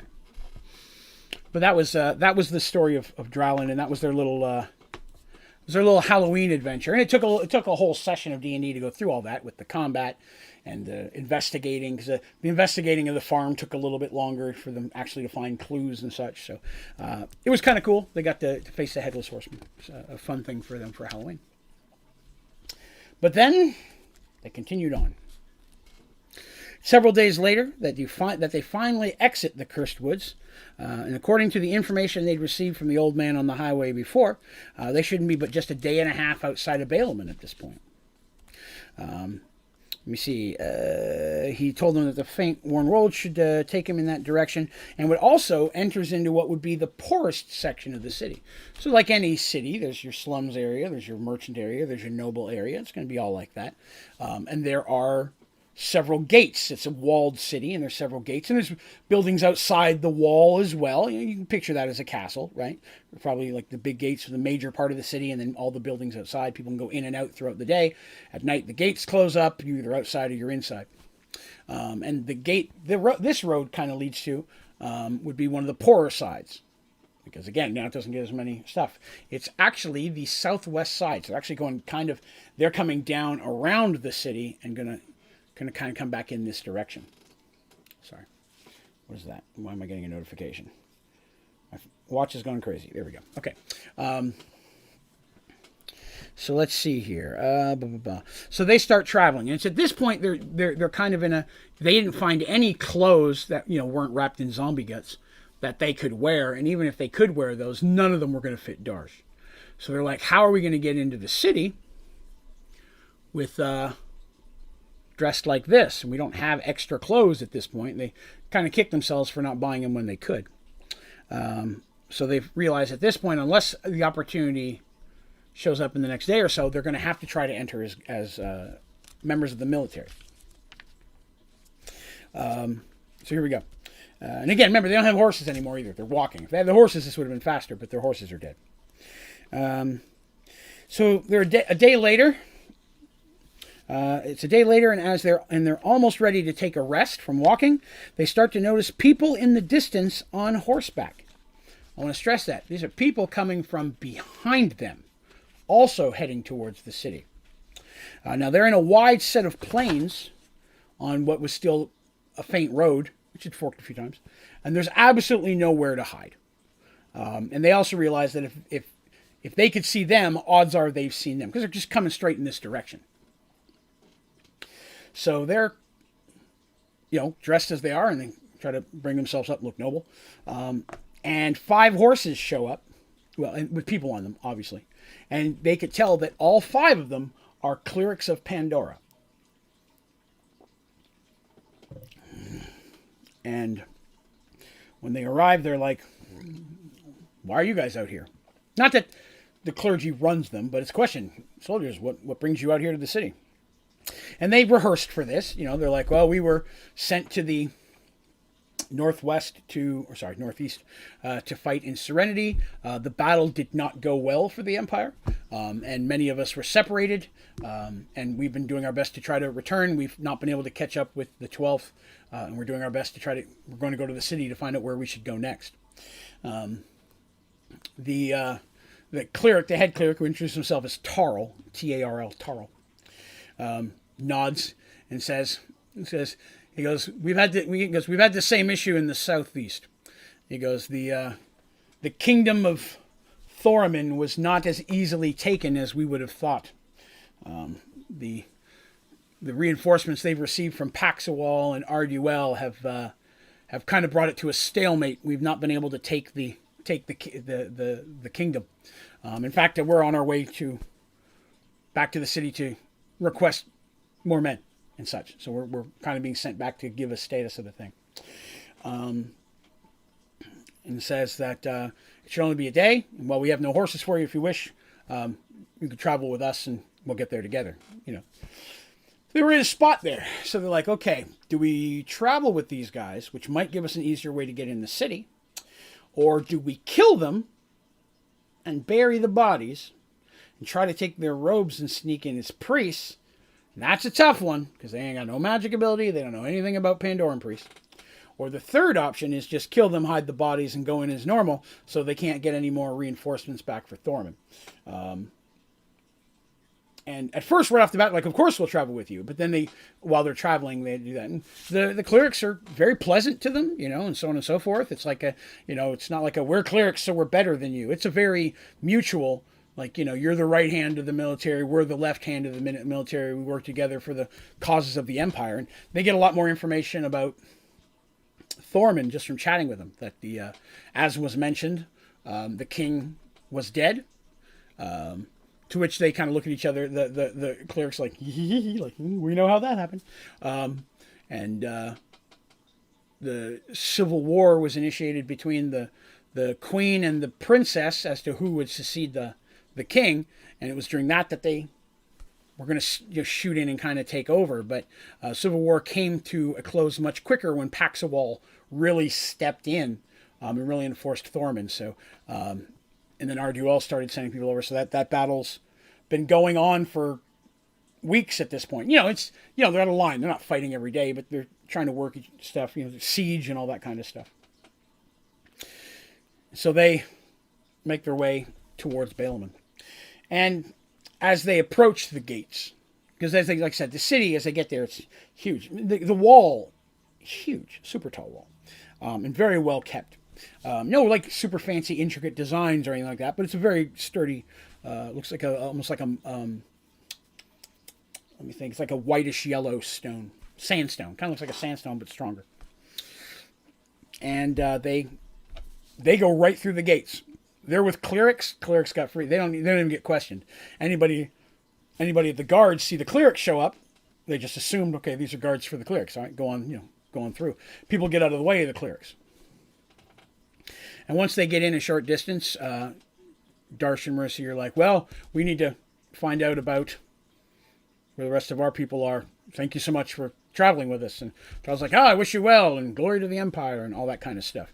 And it's one of these things where I was being very careful that the interactions they had with everybody were relatively pleasant.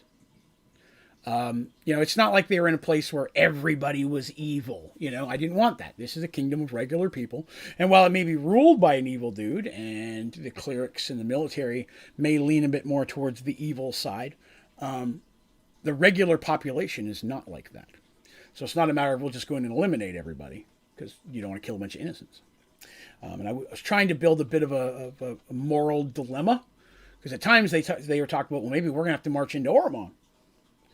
But all these friendly people are like, well, we couldn't just come in and take all these villages. Plus, they got to see how big the Empire really is. And the Empire is drastically more military than anyone else, but with a kingdom or empire that large, to maintain it, you have to keep your guards spread out. So if they pulled them all to one spot, they'd have a huge military, but then the rest of their empire is left undefended. So that's one of their problems. So when they get into the city, the first thing they do is they try to get lost. They've got some coins at this point that they've picked up through their adventure. Got a little bit of coin here and there. Not a lot, but Kwan, is like, hey, stay here. I'm going to go bumble off for a little bit. And they kind of stop somewhere and get a bite to eat or a drink, or I think it was a drink. They stopped at an inn. And then Kwan kind of leaves. And then they're supposed to wait a little bit and then come outside. And they give it about 30 minutes. They come outside. And Kwan casually kind of walks up to them, but now he's dressed like a servant. His armor's gone. Where he got the clothing, they're not sure, but he now looks like just one of the regular people walking around. His facial features and such are still the changed features from the spell. It's just the clothing. He ditched the armor weapons, kind of says, let's go this way. They follow him. And they...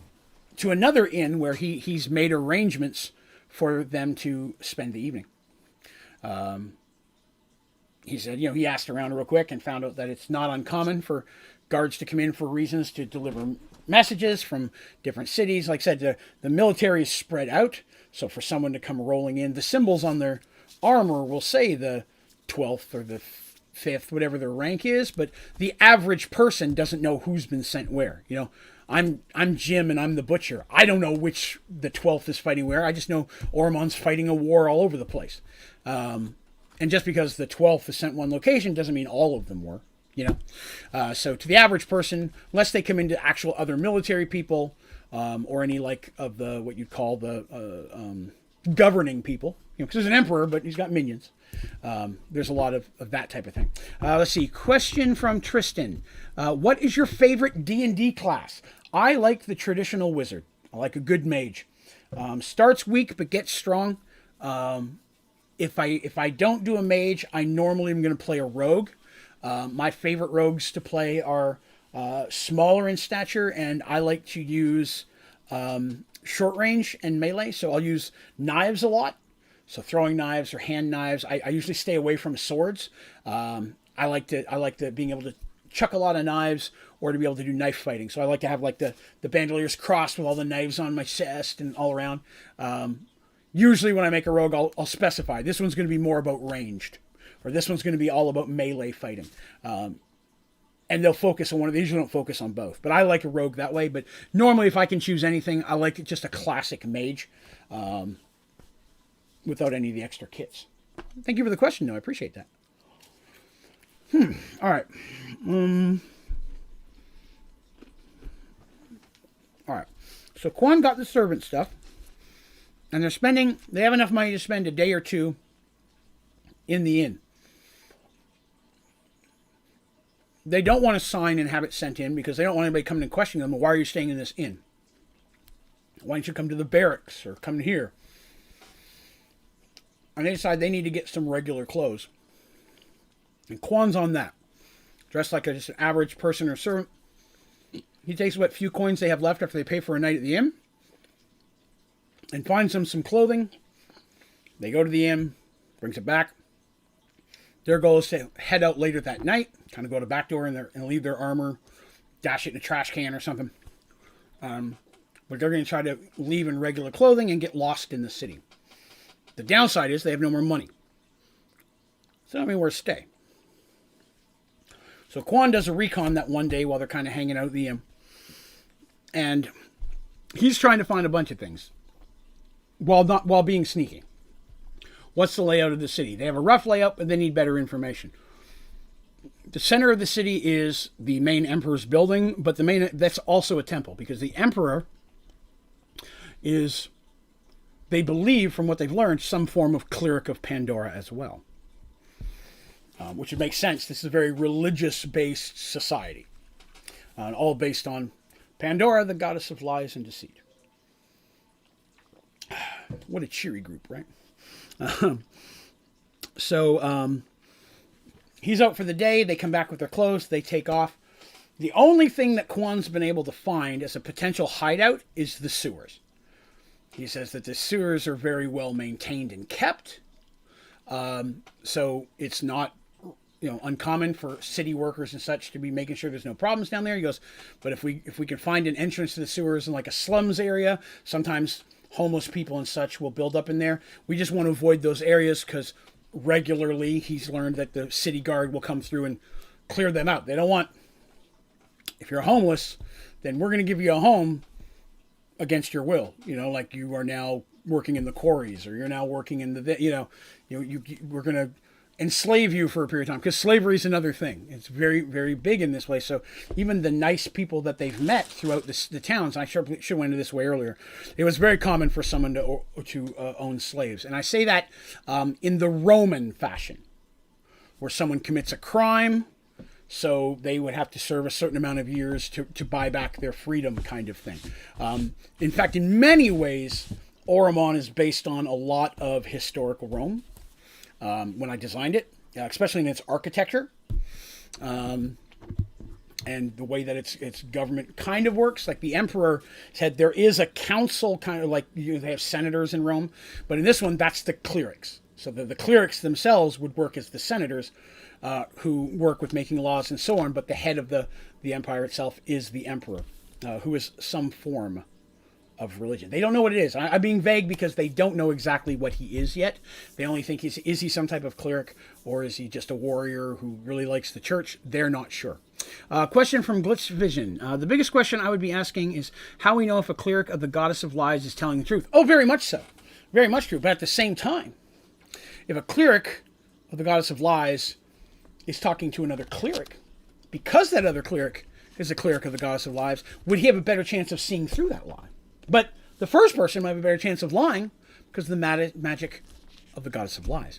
And that's a very good question. That's something that came up in the past.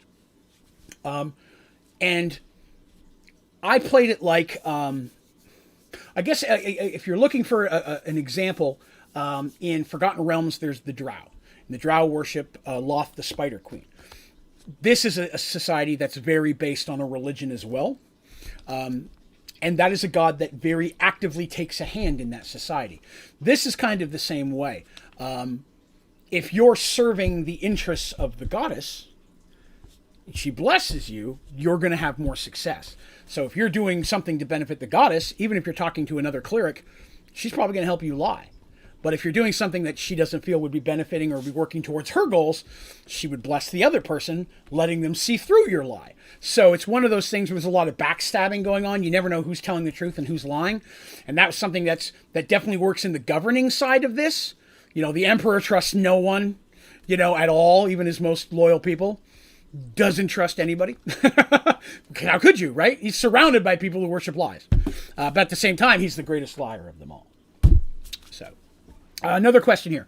How do you find people to play D&D with? I'll be honest, I teach them. Almost every D&D group that I've ever played with I taught them how to play. They didn't play beforehand. Many of them still have gone off and played now in other groups or moved away and run their own groups. But everybody I play with the exception of one group, I taught how to play. And I learned as a young kid back in Canada, back in the old country. My best friend growing up was a guy named Michael. And Mike taught me how to play. And his neighbor, lived just a couple doors down, was a guy named Kirk. We had the same name. But Kirk was a cool, older 17-year-old with a long hair and a motorcycle. And we idolized Kirk. But Kirk had been playing longer, and he was the DM. He had taught Mike, and then they taught me. And some of the other local kids around there were all our age. So we played there for several years. But when I moved down to the United States, I didn't really know anybody. And Dungeons & Dragons came up as I would tell stories, kind of like I am now, whether it be in class or at school, and people would like the story. I'm like, yeah, I play Dungeons & Dragons. Oh, wow, I always wanted to learn to play that. Okay, cool. Let me show you how to do that. The group that played most of this, the characters, the young women that played Darsh, Mercy, Artemis, and Dandy. One of the young ladies, I worked with her husband at a factory.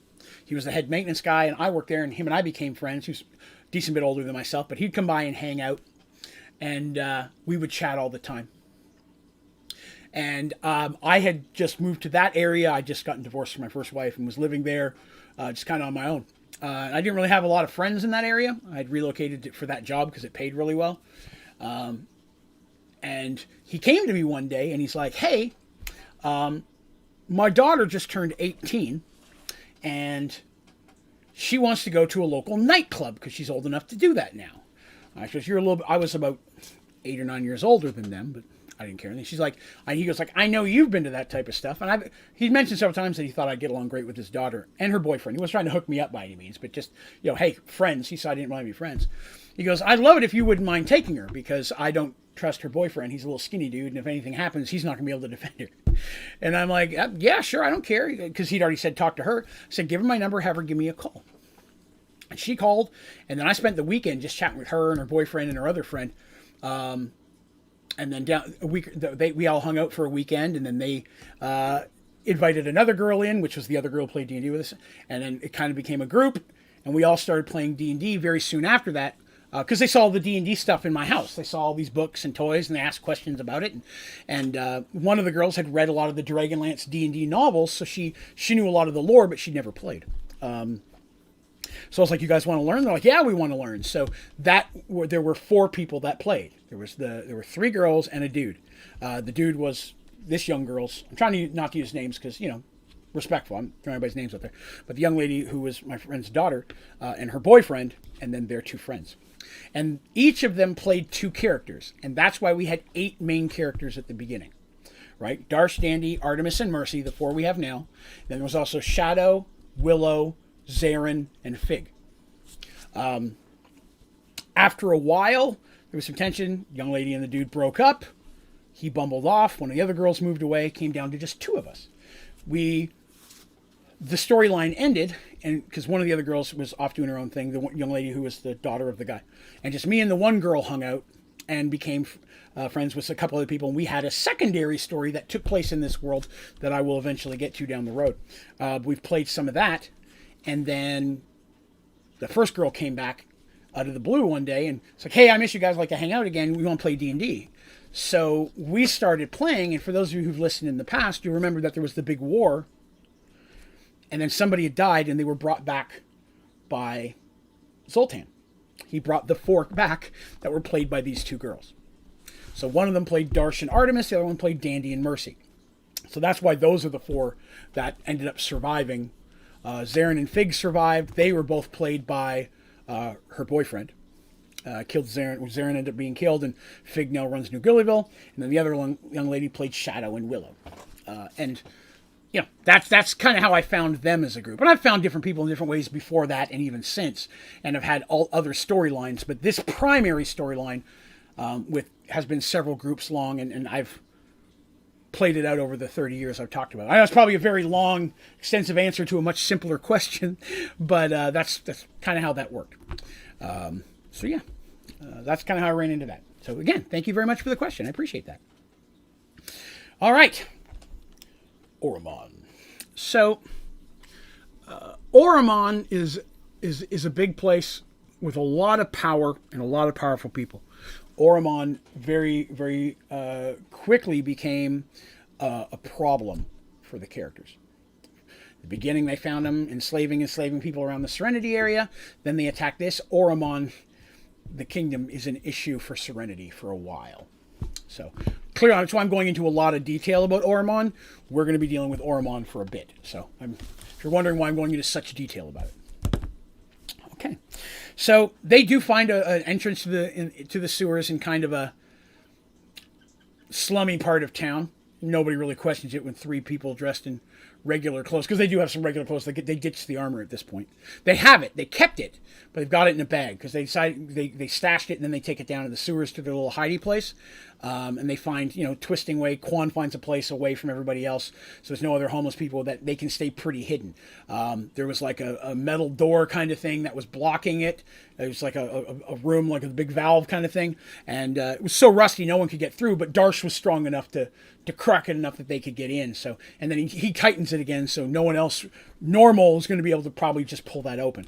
So it became a little safe place for them. And over the next several days and week, Quan was really the only one going out on excursions. Darsh and Mercy have way more hidden by the spell, right? Darsh's a Minotaur, now he's a human. Mercy's a lady warrior, now she's a human dude as well. So they're very concerned that their uncomfortableness, even though it's been a while, in their own bodies, might look odd. And so Quan, being the sneaky guy of the group with the least amount of changes, he's doing a lot of their recon, stealing food, pickpocketing coins. He's got all the rogue abilities, basically. And even though he's a warrior, he's a special class, so we'll talk about down the road. But he has those abilities, and he's pickpocketing coins and such. And, he tries to aim for noble jerk people. He tries not to take money from poor people. But, they're on a mission to save somebody. He's going to do what they got to do.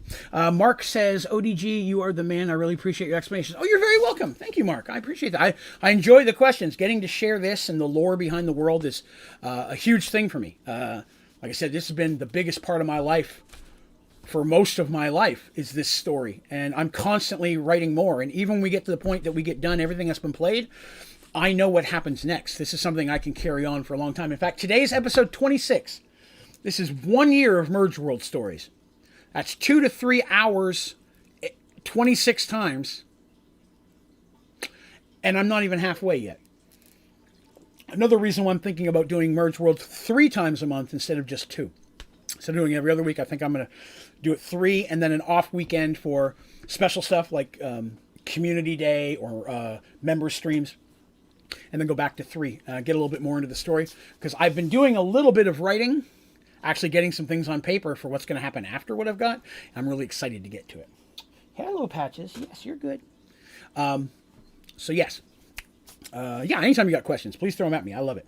And again, we've also talked about, I may do once in a while a little side short podcast called Behind the Dice, where I just sit down and talk the mechanics of how my world works and how I play D&D and stuff, for those people who have shown some interest in wanting to do that. So it's not as much the story, but maybe showing more about the maps and how I design things, and special skills and abilities that I've designed, character classes and such. Again, I'm doing this a long time. The world's completely homebrew. So there's a lot of stuff that is outside the normal D&D rules. So there's that. The crown that the DM has to... Very true. The broken crown.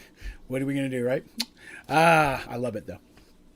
Okay, so they're hanging out down in the poop sewers. And, they're in an area that they found where they're not going to be all stinky like poop. I wanted to clarify that. Well, sewers don't always mean sewage, right? Sometimes it's just runoff water and things and so on. And so that's kind of an area that they're in. They have to be careful, because if a serious rain come in, they've got to be careful. They may have to move out.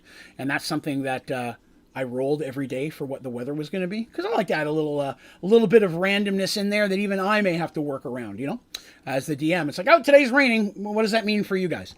But fortunately, there was nothing any really big about that.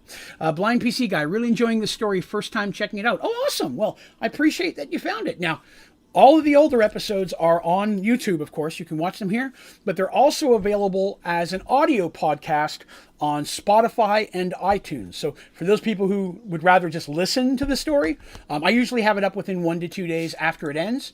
In fact, let me do this. There are the links for Spotify and iTunes if anybody wants to do that. And if you do use Spotify and iTunes and you're not really going to listen to there, you'd rather do the YouTube thing, of course, that's totally awesome. But if you don't mind going by there and giving it a follow or a like, or if you actually listen to it, a review, definitely it helps get it out there. The more, this is like a YouTube channel, the more attention it gets, the more their algorithm advertises it to other people. I don't make any money on it. I just want to put it in front of as many people as I can because I'm so passionate about the story. But yeah, thank you very much for that. All right. Poop sores, hanging out in there. So after it takes about 6 to 8 days, I think is what it was around there, that of Quan's going in and out, them living on as little as possible, he comes back and he has no idea whether or not Tobias is still alive. That's just information nobody has. What kind of goes on inside the temple is the temple. And nobody else can get in the temple, right? Only people that are allowed in there are the 1st Regiment, the Emperor, of course, the clergy, and even them, they're careful. And then people specifically summoned, like the Emperor's like having a party or something, because he's still a king for all intents and purposes. He may say, okay, you guys are having a party. These people are invited. Or bring me all of the merchant heads, and we're going to talk about them, that kind of stuff. And we're going to work out I want to buy this. So, he has those type of things, politicians and stuff during the day. But at night, no one has access to go in and out except for the 1st, which again is the elite rank. Not the elites. That's a special thing. But the 1st rank, which are the regular police of the Empire and kind of the top of the top. The elites are a special thing all of their own. And if you weren't here for that before, the elites always fight in pairs. They dress all in black. They both have 2 one-handed +1 long swords, and they never speak. They work together. They're very sneaky. They're almost like assassins. But they don't carry anything on them except for 2 +1 long swords each. And they always fight in pairs. Nobody really knows much. And he casual talking doesn't find up that.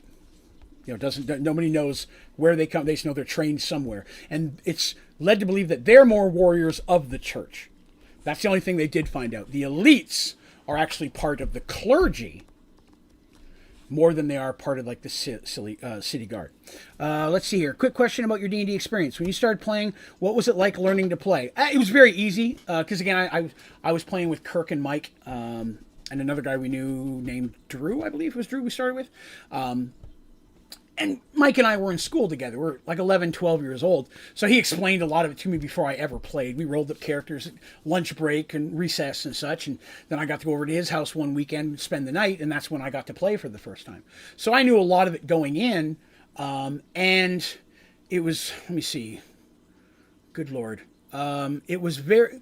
See, I started playing when I was 11. That would have been right around 89. So it was 89, 90 that I started playing. And when I started, Dragonlance had only been out for a few years.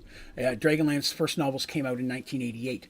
And Mike discovered those through Dungeons & Dragons and brought them to me. So we started consuming the novels at a serious pace.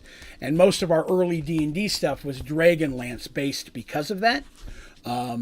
And that brings you a lot of lore. Reading Dungeons & Dragons novels is a great way to learn Dungeons & Dragons because it teaches you the class, how the weapons work, a lot of the classic gods. Because when you first start playing, you're normally using pre-written adventures. So they're talking about the gods and stuff that exist already within the Dungeons & Dragons world.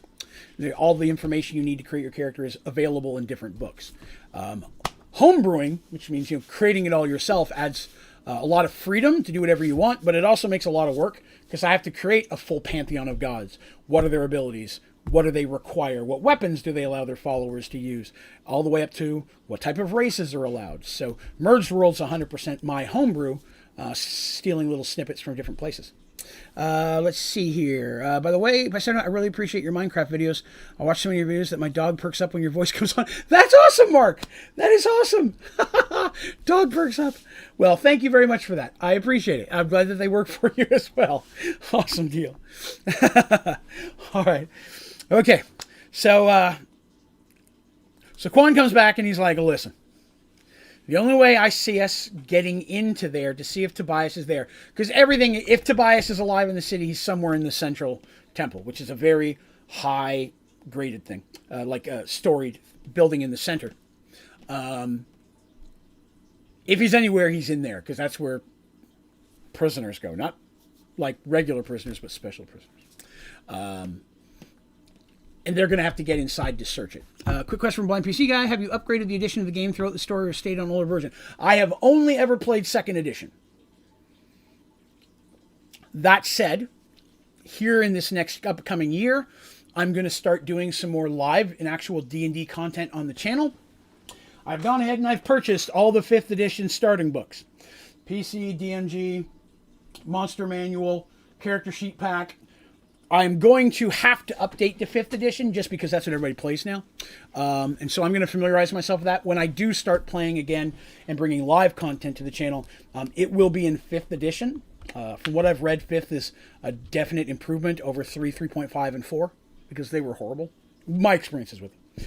Other people wanting to DM and I pop in for a day adventure. I hated the mechanics. I prefer 2nd, but I understand most people who are going to find my story who's into D&D or come to my channel for content is going to be more familiar with the more recent stuff. So it just makes sense to familiarize myself with that. So people who are watching, maybe even want to play along one day, are going to be more familiar with the modern editions. So I will be going to 5th, but at this point, I've only ever played 2nd edition other than a couple little one-day one-offs with different groups who invited me in. Live content. So I've thought about, there's a couple different things we've talked about. I've talked about getting a group of people over to play D&D and record the whole thing and then edit it and release it as videos. I've also had the concept that down the road, what I might do is like one-day adventures where I get people from the community, roll a character. That character takes place in Mergedworlds. Maybe in a whole different area you've never seen before. And I get a few people and we play a 1 or 2 time adventure. And then I go to a couple other people and do that. And I get a whole bunch of these people with their own characters with little snippets of stories. And then over time, I can come back and be like, hey, are you free this weekend? I'd like you to play again. Now this character's pulled in with that character from a different group. Like, for example, let's just say everybody was a character in Paxawal and you don't know each other yet. But suddenly there's a story that starts bringing some of these people together in different groups and different. So this time you're playing with someone you didn't play with last time. They're used to playing with someone else. And this storyline of all these different little mini adventures is a major plot line that's going to affect Mergeworld. Maybe completely separate from Serenity and the group that we're talking about today. But another big, cool storyline, but all centered around a major city like Paxawal, where it's like, okay, these are people that live there, so you're a rogue in Paxawal, you're part of the Rogues Guild, something like that.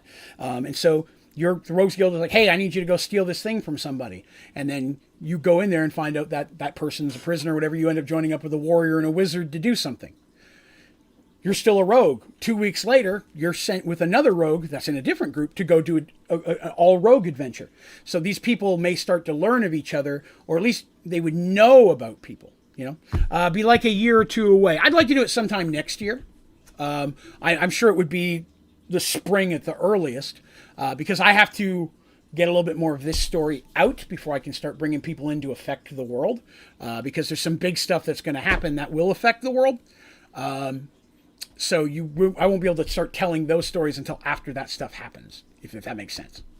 So in the storyline, we have to be further in the story before I can start introducing those characters. Another reason to start doing it 3 times a month instead of 2.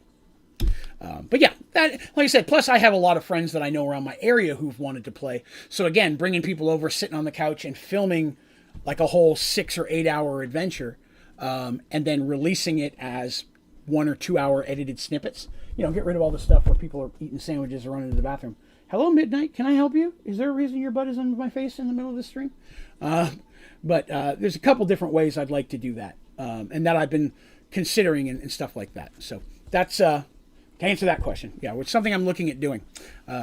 So we'll see. I may have some more information about that as an Extra Life goal on the Extra Life 24-hour charity stream this upcoming Saturday. You might want to tune into that. Let's see here. Mark, my first experience was 3.5. 5th edition is good. Tabaxi rogues are really nice.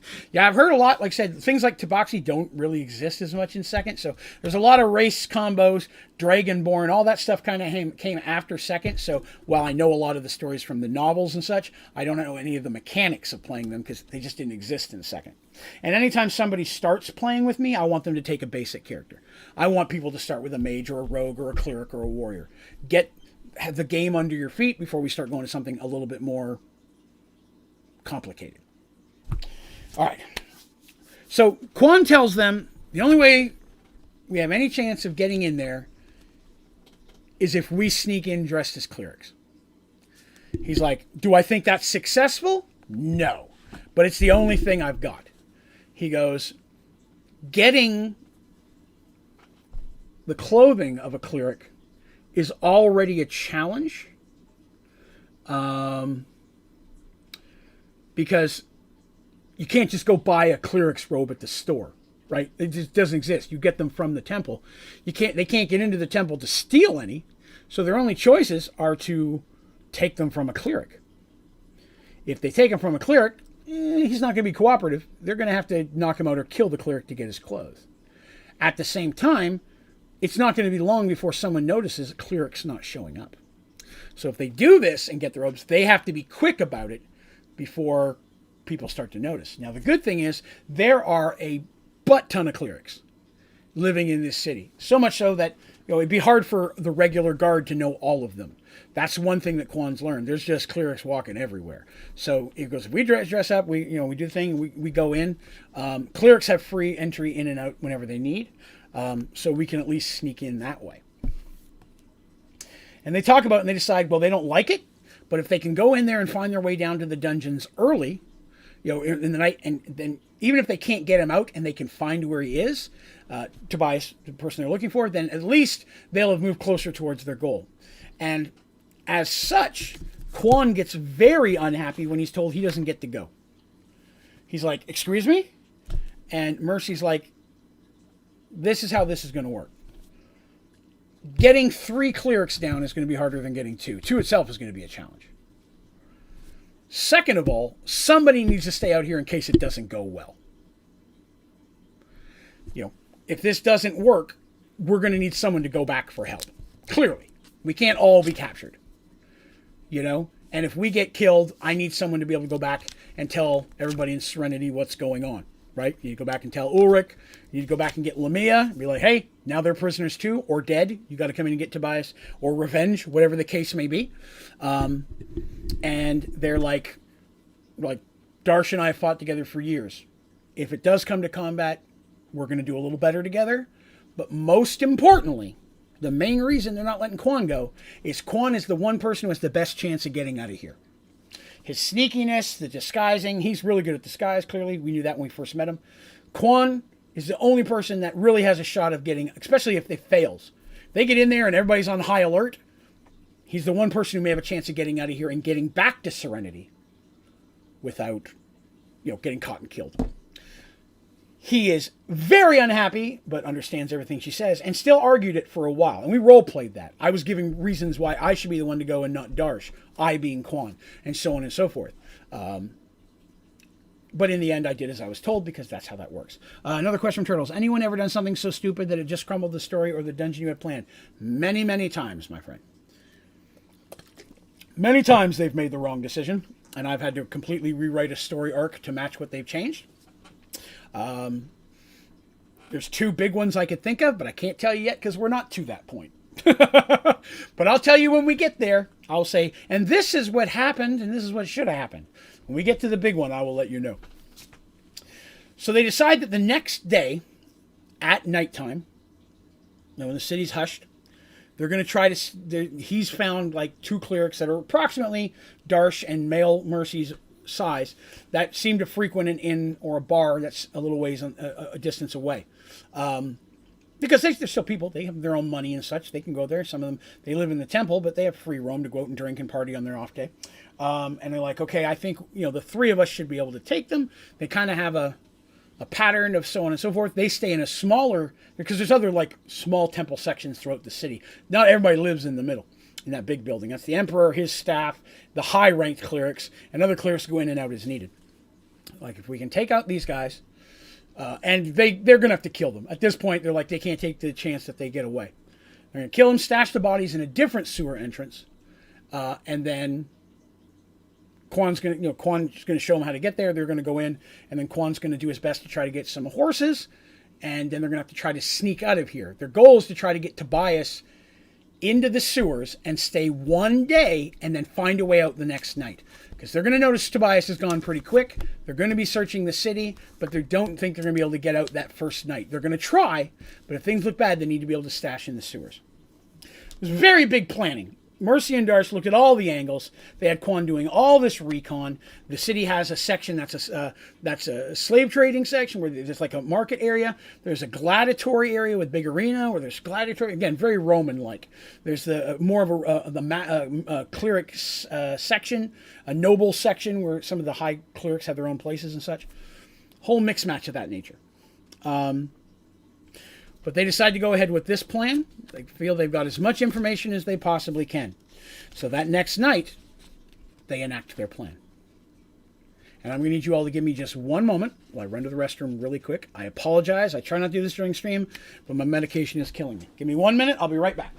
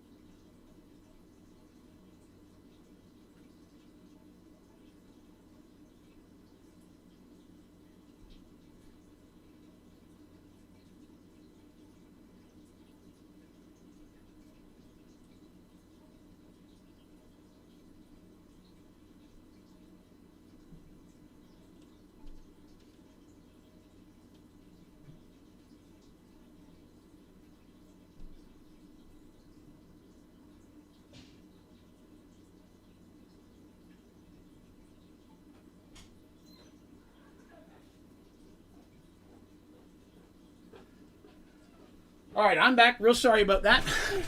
Try not to do that if I can help it, but sorry about that. All right, I'm back. So they decide to enact their heroic plan that will hopefully save Tobias and bring him back.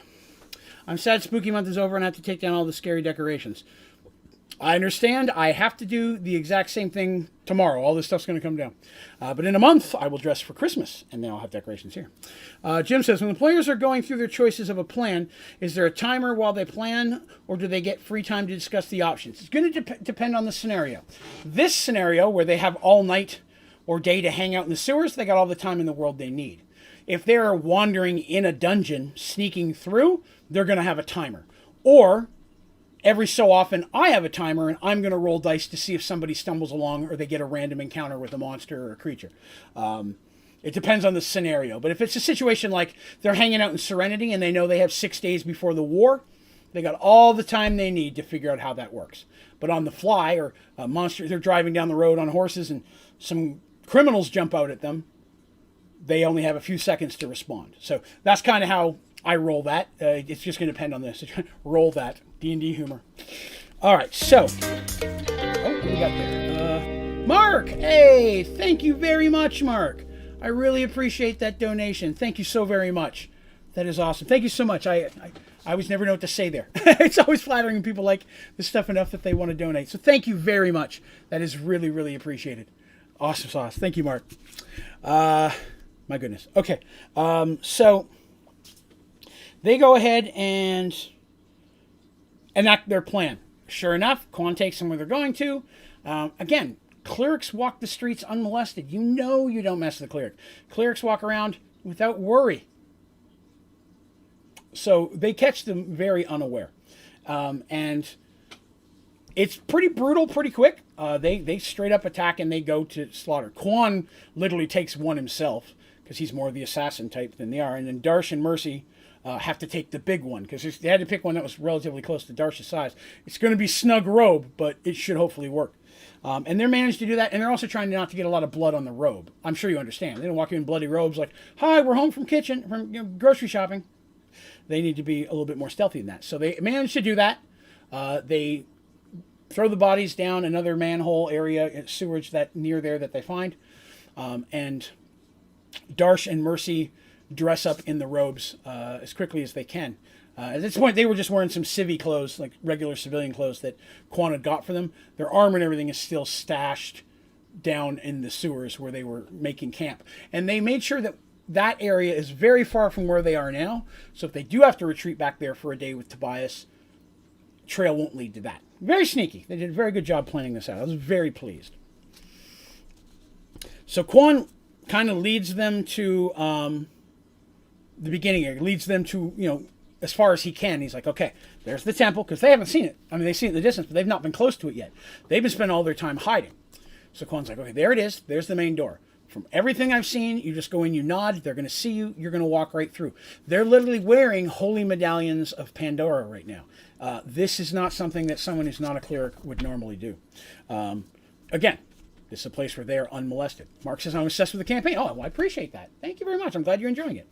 Why did they knock out clerics and then kill them after the robes were off? It was something like, I'll be honest, I don't remember exactly. I know Quan literally came up and just schnicked one. I don't think he slit his throat. It was more of a, like he came up and just like right in the throat kind of thing, with his hand over his mouth. And then I'm not sure what, I think Darsh literally grabbed the dude and broke his neck.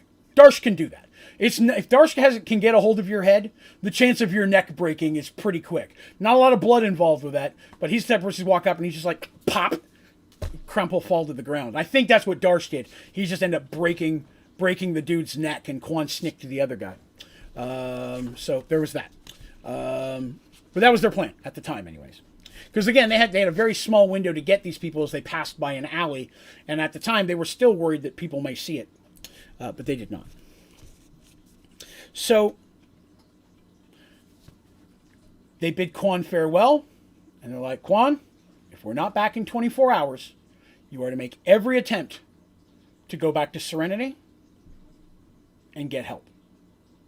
If we are dead, you got to make sure that someone else comes to try to, unless you can verify that Tobias is dead too. If something like that happens, go back and don't tell the army to come in and try to get vengeance, because Serenity will get wiped out by this place, now that they know how big Auramon really is. But you need to get word out of what's happened here, so that everybody's not sitting here wondering and try to send in more spies, and then they get caught. She doesn't want any more of her people to be hurt. Because you need to get back to Serenity, you need to tell Ulrich, and then you need to get a message to Lamia and Paxwell. Those are the two things you do. If we're not back here in 24 hours, you do it as safely but as quickly as you can. Quan not happy about it, understands his orders, and wishes them well. And then he just straight up leaves to a different, to kind of sit back and watch in case they come out. So they head towards the door that Quan pointed at. The door that's not used as much, but guards don't seem to be too big. They walk up, their robes are pulled down, which isn't out of the ordinary. As I mentioned earlier, it's a bit fall-like, so it's a bit cooler at night. Stop fighting. Good Lord. Cats are fighting. I bought them a new little cat play tunnel that's shaped like a big fish, and it's made of carpet, and it's got a thing on the back and little dangly toys. They've been fighting over it since I brought it home. It's really cute, though. So, okay, they get there. As they get to the doors, the guards look at them, nod. They nod and they walk through. But like I said, it's cold, so having the hoods up and their hands tucked in, not completely unnatural. A little windy out, a little chilly. These guys may be just wimpier than the rest of them. So they walk through. As they go in, they see that the doorway leads into, branches off, and they don't know much of the layout. Quan got very little knowledge about what it looks like inside, because not everybody gets to come in here. But he knows that prisoners are kept in basically what's the dungeons area. They had looked for a way in through the sewers, did not find one, because that is something they investigated. And so they walk through, and they go into a very large round chamber. It's not exactly round. There's statues of what look like, let's just say, a kind of Egyptian-like thing with a cat head, but a very female-looking body, whereas historically a lot of the Egyptian stuff is more male-looking. So it's more female-looking bodies, and there are placed around, so the room is flat on each one of those with an alcove, and then there's entrances. Oh, what's that one? Mark, thank you very much. Please thank your dog for me as well. That's too funny. Thank you very much. I appreciate that. I know I say this all the time, but my goal is to hopefully one day build this up enough that I can do this full time. And you guys can see me on here streaming 4 and 5, 6 days a week, 10 hours a day. And people enjoying my stuff enough to do that. I mean, that means everything and it really helps it grow. So thank you so very much. I really, really do appreciate that. Thank you. It's hard to know what to say in those situations. So they're like, okay, we got to find a way down. There's a statue of these female cat-headed things. They're like 12 feet tall, really big, or Darsh height, normal Darsh height. And so they're looking around like, okay, where are we going to go? And they start kind of looking for a way downstairs. They're trying to be nonchalant. There's not a lot of movement around. It's like 1 or 2 o'clock in the morning. They waited till pretty late on purpose. The concern was less people going in the door, they may get noticed more. But at the same time, less people moving around inside, they might get noticed less once they get inside. They successfully got in. So let's see here. There we go. Okay, so as they're walking in, they're making their way through. They're going down. They're like, okay, they check one side, it doesn't work. They're trying to find stairs down. And they get back to that main room again, and they're about to try down another tunnel when they hear a voice say, "You there, gentlemen." They stop, thinking that could be them they're talking about. And they turn, and another cleric is walking towards them. Turtle says, gotta go. I'll probably be back before the end of the stream, depending on when you decide to wrap things up. We'll probably run at least another 30, 40 minutes. I usually go to about 10:30, 10:45 for Mergeworld. So I hope you have a good night, Turtle, if I don't see you again. But they're like, he's like, "You there?" And he starts walking up. This man has no facial hair, but he's got longer white hair. They can tell by the decorations on his robes and such, and the sigils, this is a cleric of higher rank. This is not a regular one. And he walks up and he looks at them and he goes, awfully late, aren't we, gentlemen? And he looked almost like a disapproving teacher. He has a very slow, kind of like, up awfully late, aren't we, gentlemen? Like very scholarly, kind of looking down his nose at them. And Mercy, who they determined was going to talk, because their voices are male as well, but Mercy's, Darsh is still pretty low, and goes, "Yes, sir, and that's all they get out. Yes, sir, he goes, "It doesn't matter." He goes, "I need some assistance. Come with me," and just turns and starts to walk one direction.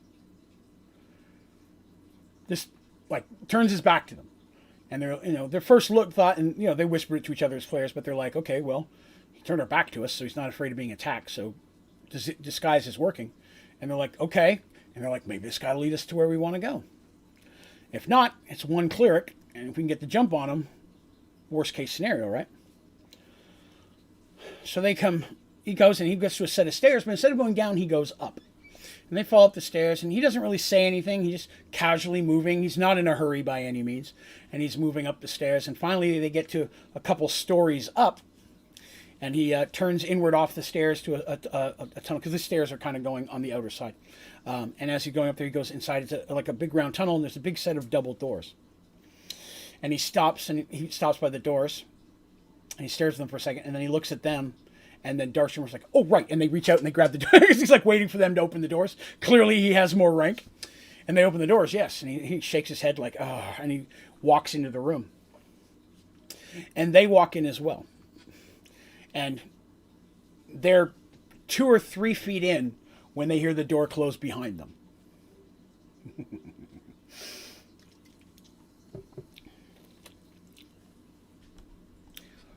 For the record, I'd like you to meet the gentleman that they're following. This is the gentleman that just had them walk with him. If you're new to the channel, very often I use actors or celebrities to be the visual representation of the people I use, so that way you hearing the story are imagining the same thing that I That's something I started doing very early in Dungeons and Dragons. I'd be like, find someone that your character looks like. It doesn't have to be 100%, but approximately. It doesn't have to be a celebrity. It could be somebody you know. Some of these characters are actually based off people that I know in real life, and some people are based off of sports people, TV, all sorts of things. There's many of the Minotaurs. I have actors for them. You would never see what they look like, but their voices are very important to me. So yeah, there's a lot of actors for that. We thought Snape immediately. I tried to give that implication, but he has white hair with no facial hair, and he's in his black Pandora robes. But white hair, I was going that route. But yes, that's the gentleman. That's the guy that played Snape. That is correct. That is Alan Rickman, who is in one of my favorite movies of all time, Robin Hood, Prince of Thieves. He played the Sheriff of Nottingham. But yes, that is Alan Rickman, who plays this character. Now, we're not going to learn his name right now, but we will later. He's quite a bit ahead of them. They walk through. When the doors close, they stop and look. And then when they turn to look again, they don't see this guy. So they hurry into the room. They don't want to get left behind. And as they do, the room lightens up a little bit. And there is a large throne with a man sitting upon it. This man is just immediately radiating power. Not just magic. And there's clearly that as well. Darsh and Mercy can just see and feel the aura of magic coming off of this guy. But he also has just that nobility of clearly someone with that type of power. Leadership, charisma. Even bad guys can still give off that aura of charisma, the type of person you'd want to follow. And they know that they're staring at the Emperor. And his name is Emperor Marcus Dawnbringer.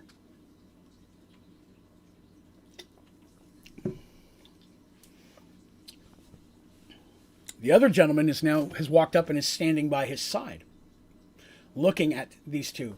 And they hear soft movements from around them. And looking around the room, they see multiple pairs of Oromonian elites, guys we talked about earlier, step out from behind curtains, because there's like curtains going around the room. It's a throne room. And at least 20 elites step out and are encircling the room.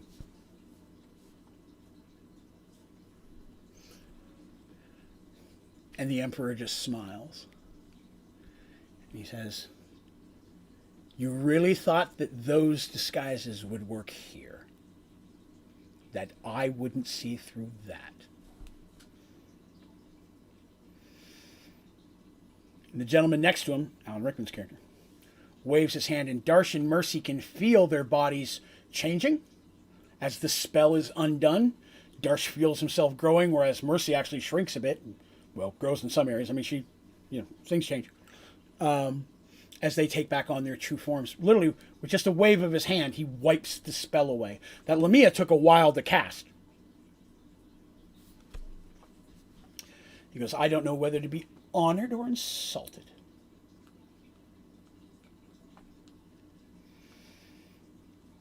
Mercy and Darsh, I'll be honest, I never thought you foolish enough to come here yourselves. I actually was fishing for a bigger fish, or else I wouldn't have kept them alive that long.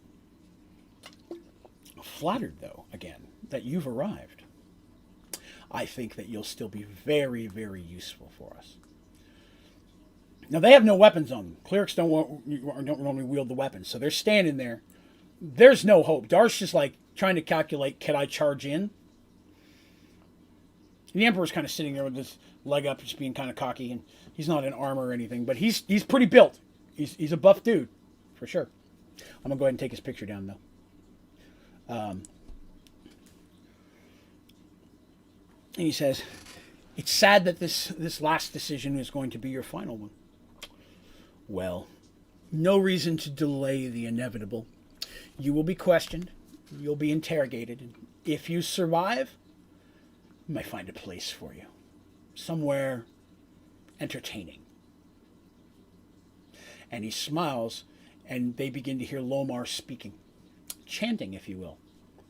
They attempt to rush forward, but barely take a step before they feel their legs give out underneath of them as everything goes to darkness, and they feel themselves falling towards the floor, but they're unconscious before they ever hit the stone. Both of them completely knocked out.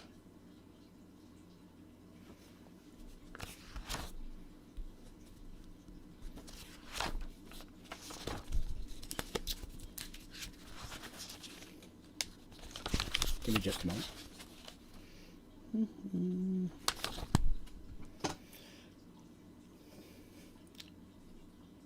Artemis is very tired. She feels like she's going to collapse. She doesn't know whether it's been just days or weeks at this point. All she remembers is running. Whenever she stops, he goads her to continue. We have to go. They're still following us. We can't let them catch up, or I'll have no choice. We have to go faster. And when times come when she literally is about to collapse, or she has to have some rest, Draven will have her open the chest of holding. She'll climb down inside of it, and he'll just shrink it back down again. The chest of holding you can fit in, it shrinks back down, and she'll rest inside for a period of time until he again awakens her and tells her it's time to run. She knows that some of her friends are following. Just by the way that he's spoken, he knows that Michael's one of them, so he assumes Dandy's there as well, though she doesn't know who else could be with him. Could be some of the clerics from the temple, Darsh, Mercy. She can't help but wonder how things are in Serenity. By now, the battle would have started.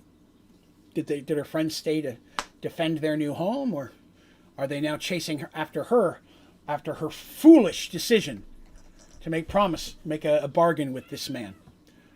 Hey, hush! Give me 1 second. Sorry, cats are being dicks.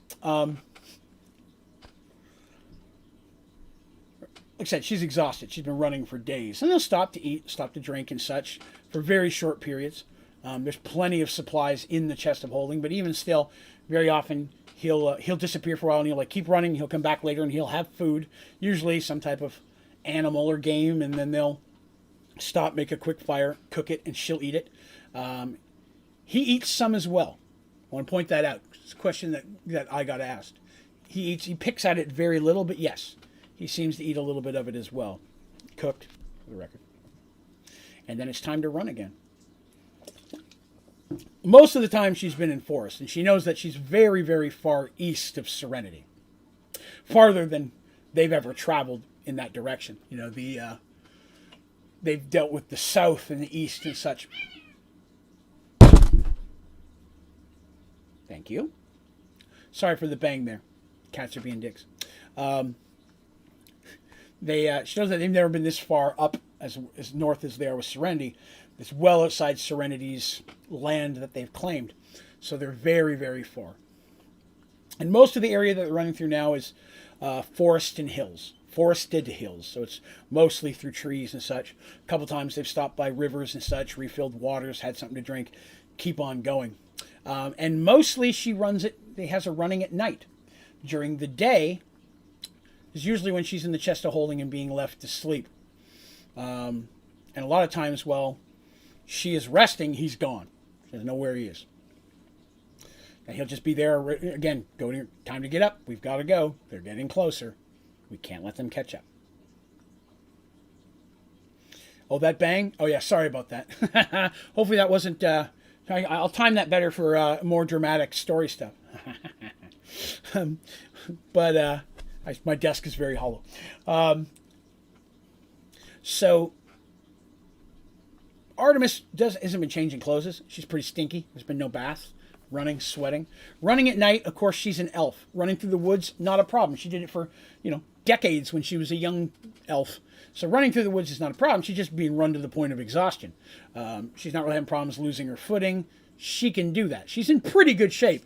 As a cleric, she's not portly by any means. She's an elf. She's got the stamina. And elves don't need that much of sleep. If you ever know most fancy stuff, a lot of elves can go days without sleep. Sometimes they can go into just more of a meditated states to rest without actually sleeping. I do use that as well. Elves can learn that. Not all elves do it, but elves can learn to enter into a meditative state where they're not completely asleep, but they are resting. It allows them to get strength back quicker than regular people. The normies, non-elves, if you will. But they're booking it. And he hasn't explained much. Draven hasn't told them what's going on. Doesn't know where they're going. What little snippets he's explained is that he's been searching for someone who's going to do great evil. That's what he says. And that now that he's found him, he's going to kill him, and he needs Artemis's help. In the back of her mind, she is latching on to the things like the person is evil, because she swore on to this. She swore by her God that she would help him do this thing he needs to do. And so she's, she doesn't want to break that vow. Very religious person, being a high cleric. But at the same time, she can't break her vows to her God, like by doing evil deeds as well. And Draven appears smart enough to know that. So she's latching on to, maybe in the long run, this will be a good thing. I don't know how I'm going to explain it to my friends. Lucas and Miasha are going to be pissed. But hopefully, if I come back and say, hey, we rid the world of this evil thing, or whatever it was, Lucas won't give me too much crap about it. But maybe they will.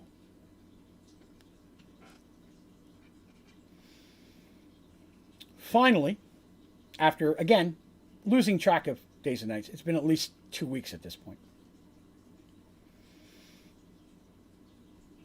She's awoken from her rest.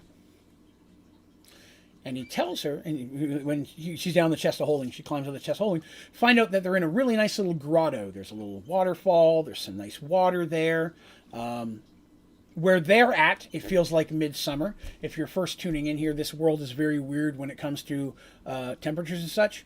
So it's winter in some places, summer in others. If you ever go back and listen, you'll get a lot more explanation on that. But where they are, it's midsummer. The water's actually relatively warm and cooling. He says he's going to leave for a little while. She's to clean herself and to dress well. She'll be meeting someone today. And she goes, who am I meeting? For what? He goes, I'll tell you when you need to know. And he just goes off into the trees. Again, he's kind of a dick. Right? I mean, first admit that. The guy's very short. He's not mean, right? He's not like abusive or hitting her or any of that. But he's like to the point. He's just, you'll know when I think you need to know. So he's gone. She's like, well, hopefully he's not watching me bathe because he's trying to be, So she does what she's told because, again, it's the first chance she's had a chance to rest. And to be honest with you, the water feels good. She has a nice chance. She gets dressed and she's all cleaned up. She decides to eat something while she has a chance because he's not back yet. And he does return eventually. And sometimes he just, all of a sudden he's there. Like you look at something, almost like he teleported. He's just so quiet, which is a lot. Again, she's got really good elven hearing. We've talked about that many times throughout the story. Yet he can move so quietly through the leaves and underbrush of this forest that suddenly he's just there. If you remember the very first time that met, it was her turn at guard at night, and she was sitting by the fire, and she just turns and he's sitting right next to her. No idea that they were coming up. That he'd come up there. So he does finally return. He sees her eating. He kind of nods like, good, you're ahead of the game here. And he comes and he sits down across from the little fire that she's made. Because he's never kept her from making a fire. Doesn't seem to be worried about leaving tracks. He just wants them to keep going fast. And so, give me just 1 minute here and go to this. So, he says, in this, he goes, short distance from here is a small town. I'm going to need you to go into the town and go to the inn. There you're going to look for a man named Red. He'll be easy to find. He'll be wearing red. Just sit down next to him and say my name, and he'll know what to do next. She's like, why am I meeting him? He goes, he has something for you. You're to get it and then bring it back. I cannot go into this town. I'm trusting you to do this. But what he has is of the utmost importance. We have to have it. He's going to give it to you. Payment has already been made. she tries asking a couple questions, and like I said, once in a while he'll tell her stuff that doesn't matter, like, where are we? Are they still chasing us? And he'll nod. He's like, yes. He goes, right now they're about 4 miles behind, so we're going to have to hurry. They've actually had to stop to rest their horses. They've been pushing them a little hard the last couple of days. And she asks, who's all back there? She asks several times. He hasn't told her. And he stops. He looks at her this time, and he goes, there are 2 of them. Your friends Michael and Dandy are chasing us. Which, hearing their names and knowing that, they care enough to chase after her makes her feel good. It also makes her feel good that Mercy and Darsh aren't there, because that means they stayed back to, take care of things, take care of the war. And she asks, what's going on back there? He goes, no, I don't have any way of knowing what's going on back there. Oh, night, Xbox. Have yourself a great night, man. We'll catch you later, bro. But he says, he goes, I don't know what's going on there. That's not my focus right now. But they're coming, and they're catching up. And he smiles a little bit. And she says, you said you wouldn't hurt them. He goes, I have no intention of hurting them. I have no desire to do so unless forced to. So again, it is imperative that we keep going quickly. If you're ready, I'll take you to the town. She feels motivated. Yeah, she doesn't want Michael and Dandy to get hurt. And this dude, much like Mercy and Darsh just ran it, is another dude who just kind of radiates power. And she knows he has some magical abilities. He gave her that magical necklace that kind of bonded her when she agreed to the deal. And she gets up. She's like, I'm ready. And he's like, okay, let's go. So there, it only takes about 10 to 15 minutes until they're walking the woods, and then they come right to a road. It's a worn road. It's not phenomenally well kept, but it clearly gets a decent amount of traffic. And just up the road a bit, she can see several buildings of a small village. He says, the inn is in the center of town. Again, you're looking for a man named Red. And she nods. She goes, and after I get the items, he goes, leave the village and go north into the trees. I'll find you there. She nods. So kind of straightening herself up, because it's the first time she's talked to anybody in a couple weeks, she starts making her way into this small town that she does not know the name of. I'll be honest, I didn't name it. It's not that important. Hello, kitty. And she starts making her way in. Now she comes into the town. Again, she's a cleric of healing. So people see her and nod and wave, because everybody loves a cleric of healing. I don't care who you are. Having somebody nearby that can heal you is very nice. Let's see. Blind PC question. Is this taking place at the same time as the Emperor story? That is correct. For those of you who may not have been here a couple episodes, or an episode back, Artemis, who's the elf we're talking about right now, and Mercy, who is transformed into the dude, they live in an area. Mercy's kind of like the leader, queen of Serenity, and Artemis has a temple there. She's the head of that. Darsh the Minotaur and Dandy the Rogue had come up there because Dandy was getting married to what is now her husband, Michael. They found out in the middle of that an army was coming from Auramon to attack Serenity. So in the middle of all that, they had the nuptials and then were preparing to go to war. And just a day or so before the war was supposed to happen, Artemis wakes up to Draven standing in the room saying, it's time to go, get your stuff. Because she'd made a deal a very long time ago that when he needed her, no matter what was going on, or no matter where she was, she would leave it immediately and come help him on his quest. And so she had to leave. Michael and Dandy, who are, Dandy is a rogue and a kender, and Michael is a human, who's actually pretty small for a human, are also undead hunters. It's their profession. Though we just call them hunters. Michael, of course, I'm reminding, for those who may not be here, but for those who are, Michael has a magical spear named Menandra. It's an intelligence spear that only talks to him. And when he merges with it, it's a spear created specifically to kill undead. He's able to sense Draven, much as he's always sensed some type of an infection in Artemis, taint of undead, even though she's not undead. Nobody knows that Artemis made this deal, but he's always known something was fishy. Arch decided to come and chase and get him back. He's the only one who can track them because of Menandra.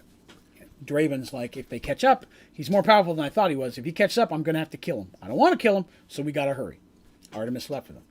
So then we went on with the other story, and we had no idea what happened to Artemis until now. So what we're doing right now is well before the Horsemen. This is just a couple weeks after that first thing splitting. Right around now is when the Battle of Serenity is happening against Auramon. So if any of you go back and listen to the older episodes, that'll probably make a little bit more sense. But yeah, this is the splitting of the group. And none of everybody else knows Draven even exists. It's just one of those things. Turtle, do you have any YouTube videos to recommend to help someone learn D&D? I'm asking for a friend. No, I'll be honest. I've never had to look at that because I already know how to play. So I'll be honest, I've never had to look. Not to say I won't look myself here very soon. If I'm going to start learning 5th edition, I will probably look up some of the information as well. But if I find one, I'll let you know. But I've never had to look. Okay, so Artemis makes her way into the village. And again, it seems like it's an early evening kind of thing. The sun's pretty much down, was when she got out of whatever. So it's maybe 10 or 11 o'clock, getting kind of late. She makes her way to the inn. Even though it's a little bit later, the inn is still have quite a few people in it, quite boisterous, almost festive, people laughing and joking. And it seems that this inn is at a crossroads between two major roads, and a very popular place to stay for travelers and merchants and adventurers. So she comes in, and very quickly one of the barmaids, seeing an elven cleric of healing, it's like, "Oh, my lady, can I get you a table?" and so on and so forth. And the other kind of gets quiet for a minute because everybody's like, "Ooh, an elf," which in itself is rare. There may even be another elf in there. I think there was, but even he's like, "Ooh, another elf." But this being a cleric, it's like, "Ooh," it's like a noble person walking into the commoners area. It's like, are we in trouble? Are we making too much noise? What's going on? She walks in and does her best to be very confident, even though she's not, and begins looking around a little bit and smiling, and tells the lady, "I'm actually here to meet a friend." And he's like, "Oh, okay," and goes to help another customer. And she looks around just a moment, and then she's able to see him. In a sea of browns and greens and grays, there's a man sitting up near the bar in a almost bright red, little bit dark, this side dark of fire engine red. A nice jacket, his pants, even his boots are red. And he has a big red hat with a white feather coming off of it. Oh, I should also mention he's a black gentleman.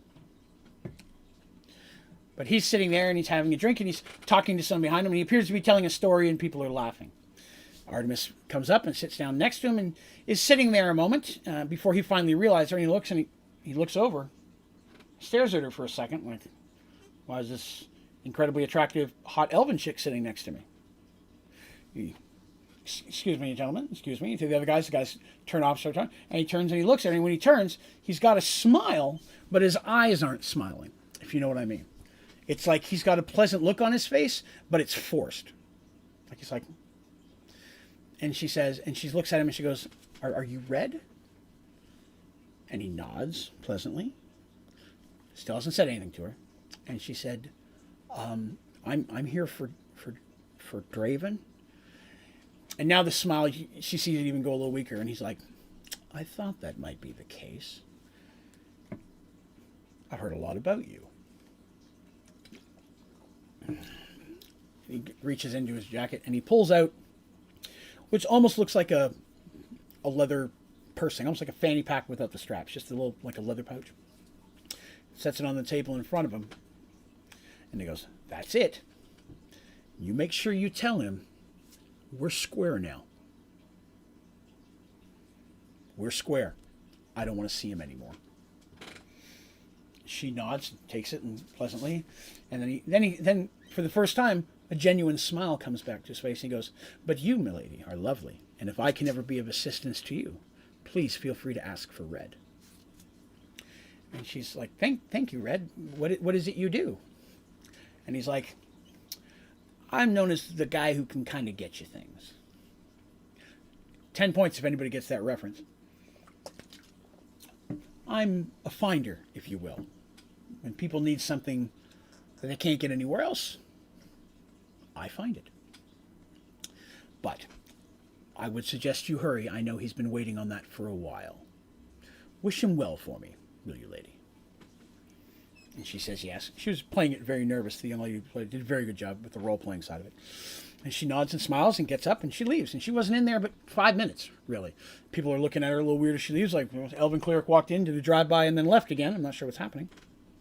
But she does as she's told. She leaves out there.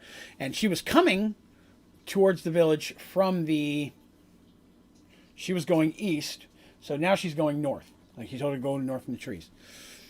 She kind of just walks through the buildings heading north, and finally she sees the forest edge, and she goes out behind a house, and she's up in the trees. And she's not in the trees but 2 minutes before she knows he's standing behind her, and he stops and he turns. She's starting to feel a little bit more of that, I know when you're there.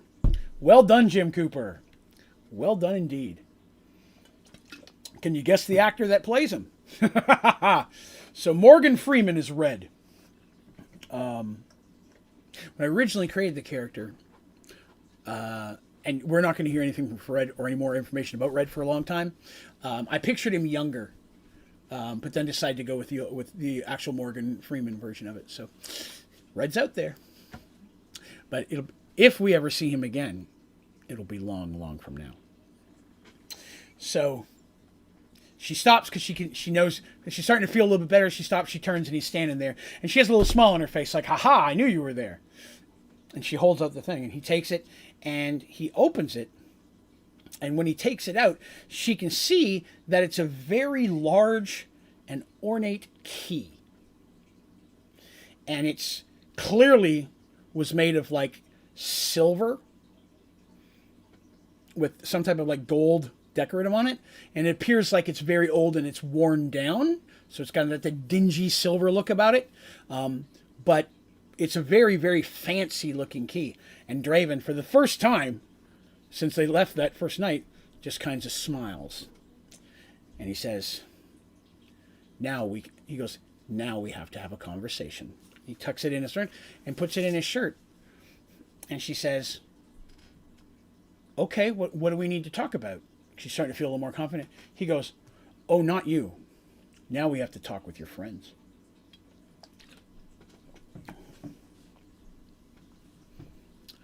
Dandy and Michael riding their horses up the road. It's the first time that that the person they're following, because again, they don't know his name. They just know something or being has Artemis. It's the first time that he's come near any type of civilization since they left Serenity. In fact, seemed to be avoiding it, but then for the last day has kind of directly parallel to this road, which was a foolish thing because it's allowed them to make up time. They know that they're not chasing anybody on horses. They know that whoever it is very fast, and that Artemis is all they've found footprints and such from looking. But traveling through the woods, it's not always straight lines. But this person's only been 10 or 15 minutes off the road for the last day or so, running parallel with it. Michael has to wonder, do they know that they're being followed? Because they don't know. He knows that he's following them. But do they know that he's following? Michael always assumes the worst and assumes that they are. But this is odd. Why would he be running so parallel to the road? Because being able to do that has enabled them to gain a lot of ground. They could have easily gone certainly to the south, out more into the woods area, and it would have been harder for them to go through the trees on their horses and such. But it's been going dead parallel to this road. But Michael's not going to look a gift horse to the mouse. While he can, he's going to take full advantage of it. And he knows that they've been getting closer and closer over the last day. In fact, this is the closest they've become. Menandra speaks to Michael. No one else has ever heard Menandra's voice. She only speaks to Michael telepathically. But Dandy knows that Menandra, while Menandra is driven to destroy undead, can only do that in the hands of someone as passionate about it, or someone as motivated to do it. And so Menandra is going to do everything it can to keep Michael alive, because Michael said straight up, she goes, she's destroyed more undead in Michael's hand than in the last 5 or 6 wielders added together. So she really likes being used by Michael to kill undead, because he's more passionate about doing this than anybody else she's ever paired with. Michael's had to relay that, because Menandra speaks to no one else. She's merged with Michael. And they're going in, and Michael can kind of sense undead through Menandra when they merge. For those of you who watch, when they merge, Michael's hair goes white. He starts getting this purple smoke. His eyes go purple. And his abilities are heightened because they're fully merging together and they work kind of as one. It does drain him to do that. They don't do it unless they're actually like needing it in combat. And the rest of the time, Menandra can sense the undead and will tell him, hey, we need to go north, we need to go so. And that's what happens in this situation. They're riding and he stops short and Danny pulls up short and he goes, what's wrong? He goes, they've switched directions. Menandra says that suddenly they're going north. And they think about it for a second and Dandy's like, well, they've been going east this entire time, give or take. He goes, yeah, something's changed. I can't help but wonder if they do in fact know that we're following them. Maybe they're trying to throw us off the trail. Artemis may know that we can track him, but he may not. I don't know. But we're closer than we've ever been. We if they were to keep at their pace, it's possible we could catch up to them within the next couple of hours. Danny goes, then let's go, and turns the horse and starts. Michael books off after her. They come into the same town just a short while later. Again, it's a little bit later at night now. They're a little bit tired. They've been running all day. Michael's very clearly known that this being they're chasing is traveling more at night. So he tries to run longer days to catch up, but they do have to get some rest. But they're so close now, they both agree they want to push on. And they're like, they take a north. They don't even stop in the town for questions. They take it out of the road and keep heading north. And they travel on a short distance before Menandra says that now they're starting to move slightly east again. And they're like, okay, we're going to have to get off the road. So they start going through the trees. The trees are pretty spaced out here. You know, it's not super thick underbrush. Part of it's like plains with trees up there. So they're not having a lot of issues traveling. There's not like tripping. They're able to move pretty quickly. And then once again, Michael stops. He pulls up his horse and kind of spins a couple times. And he spins and he's looking. And he just gets this really pissed off look on his face. And Dandy's like, what is it? What's wrong? They're gone. What do you mean they're gone? Dandy says, kind of snotty. Tell her to look harder. And he points at the staff. He goes, and he stops for a second. And she can tell he's talking to Menandra. He goes, they weren't but half a mile ahead of us, and they just disappeared. Well, what do we do? Says Dandy. He goes, I continue the same direction. Maybe she'll pick up his scent. You know, he goes, he's worried in the past because the more powerful an undead person or being or creature is, the further away he can sense it. You'd think a lot of times it'd be the opposite. Like the weak ones would be easy, but the harder ones radiate more of the undead aura, if you will. So Menandra can sense that further. But the more powerful they are, a lot of times also have the ability to cloak that. And he was concerned that that would happen. He's worried now maybe they got too close, that they finally do realize they're being followed, and now whatever this is hiding from Menandra. Menandra's not happy about it either. But that definitely goes to show whoever they're chasing has got some mojo.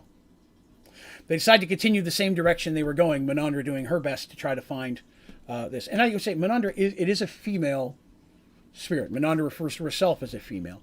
And so Michael always calls it her and so on. It clearly has a personality. It's not robotic. The voice, he says, is female. Almost sounds a bit noble in some ways. Reminds him a little bit of Artemis.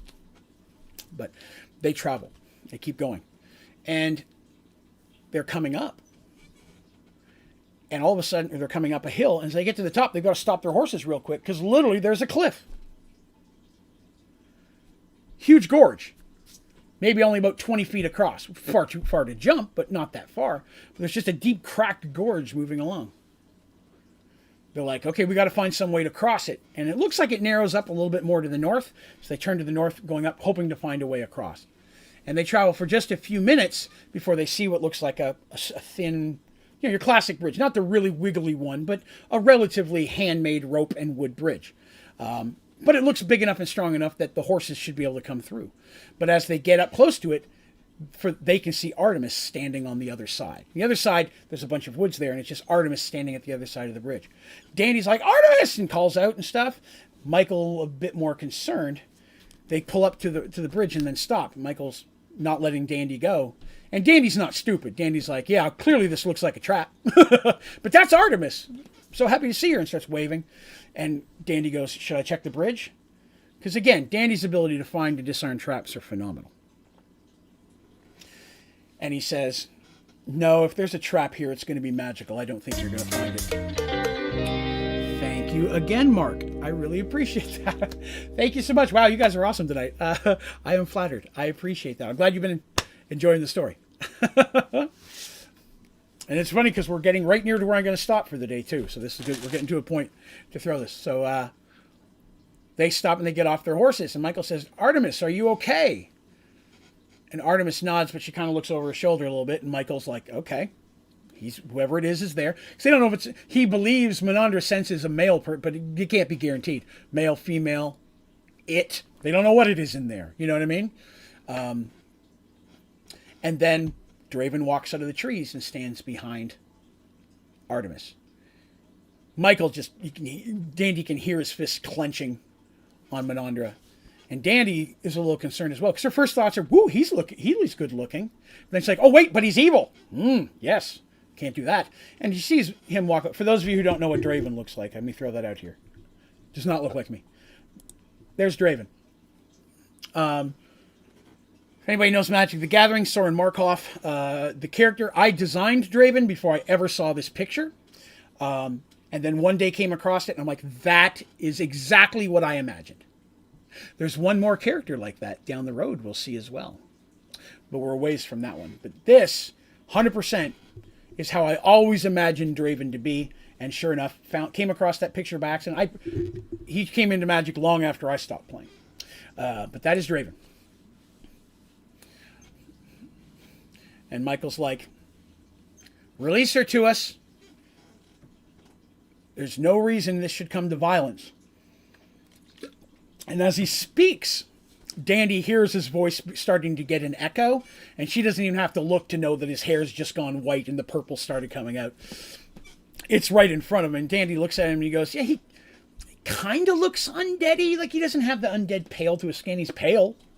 But he almost looks like a muscular elf with long white hair is how she's kind of in her head. Because she's been imagining like something with tentacles or, something like a hairy creature with huge jaws. Because, they've been traveling now for a while and she didn't know what this looked like. She's pictured a big slavering monster. He just looks like a really fancy muscular elf jerk guy who took my friend. Yeah, give her back, says Dandy, frustrated with the situation. The figure across from the gorge says, we need to speak. And I think it best that we have this separation. I, too, do not wish this to go to any violence. Yeah, you shouldn't have kidnapped my friend, says Dandy, wiggling her finger in the air, trying to sound very fierce and heroic, because she doesn't know what this knows about her. He may not know what a Kender is. He might think Kenders are like powerful lich dragons, and so he's not sure. So she tries to be very firm and imposing, even though she's very small. And Draven, they don't know it's Draven, they don't know his name. He leans in and says something to Artemis. And Artemis says, I need you to talk to him. And I need you to understand, I'm not kidnapped. I agreed to come with him. Because again, she's yelling this across the gorge. This is a bit of a revelation. Because they assumed she was kidnapped. But why? Says Dandy. Serenity, and there was a war, and like bad guys were coming. Artemis goes, I made a bargain a very long time ago, and I promised that I would help him when he needed me. I promised to my God, Dandy. I promised to my Lord. You know how important it is when I do that. Dandy goes, crap. Can't break those rules. Those are deals that you have to keep. In her head, again, she's thinking, because Dandy gets frustrated. It's like, crap. There's no way I'll talk her out of breaking that one.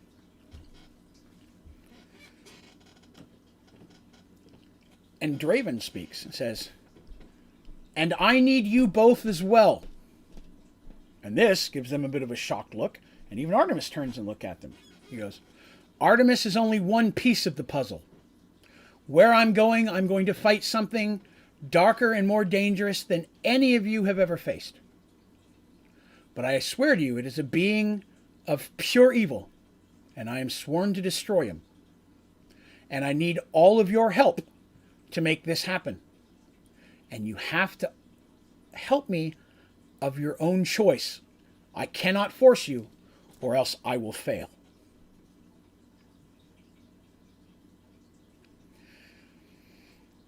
And Michael says, I make no bargains with the dead. My life is dedicated to destroying things like you. And regardless of your motivations, whether you're fighting something good or evil, I will not let you corrupt these ladies in your dark path. Something like that, I said. And Draven just says, Artemis, tell him why you made the bargain. And Artemis goes a little bit pale. She's like, are you sure? He goes, tell him what happened. And Artemis says, Michael, when you were under control of the death gem, and that's all she gets out before Michael just feels himself starting to go pale, paler than normal, goes, the only way we knew to stop you was to kill you. He's the one that let me save you. He told me how to break you from the gem's path, or control, and how to defeat you without taking your life. He's why you're still alive. And Dandy, shocked, didn't know this either. And has some stern words for Artemis for keeping secrets, because she's always told she shouldn't keep secrets, and that's a little hypocritical. But Dandy sees the glow fade. She looks over and she sees the purple of Menandra starting to fade, and Michael's hair going back to black, and the purple of his eyes starting to dim down as well.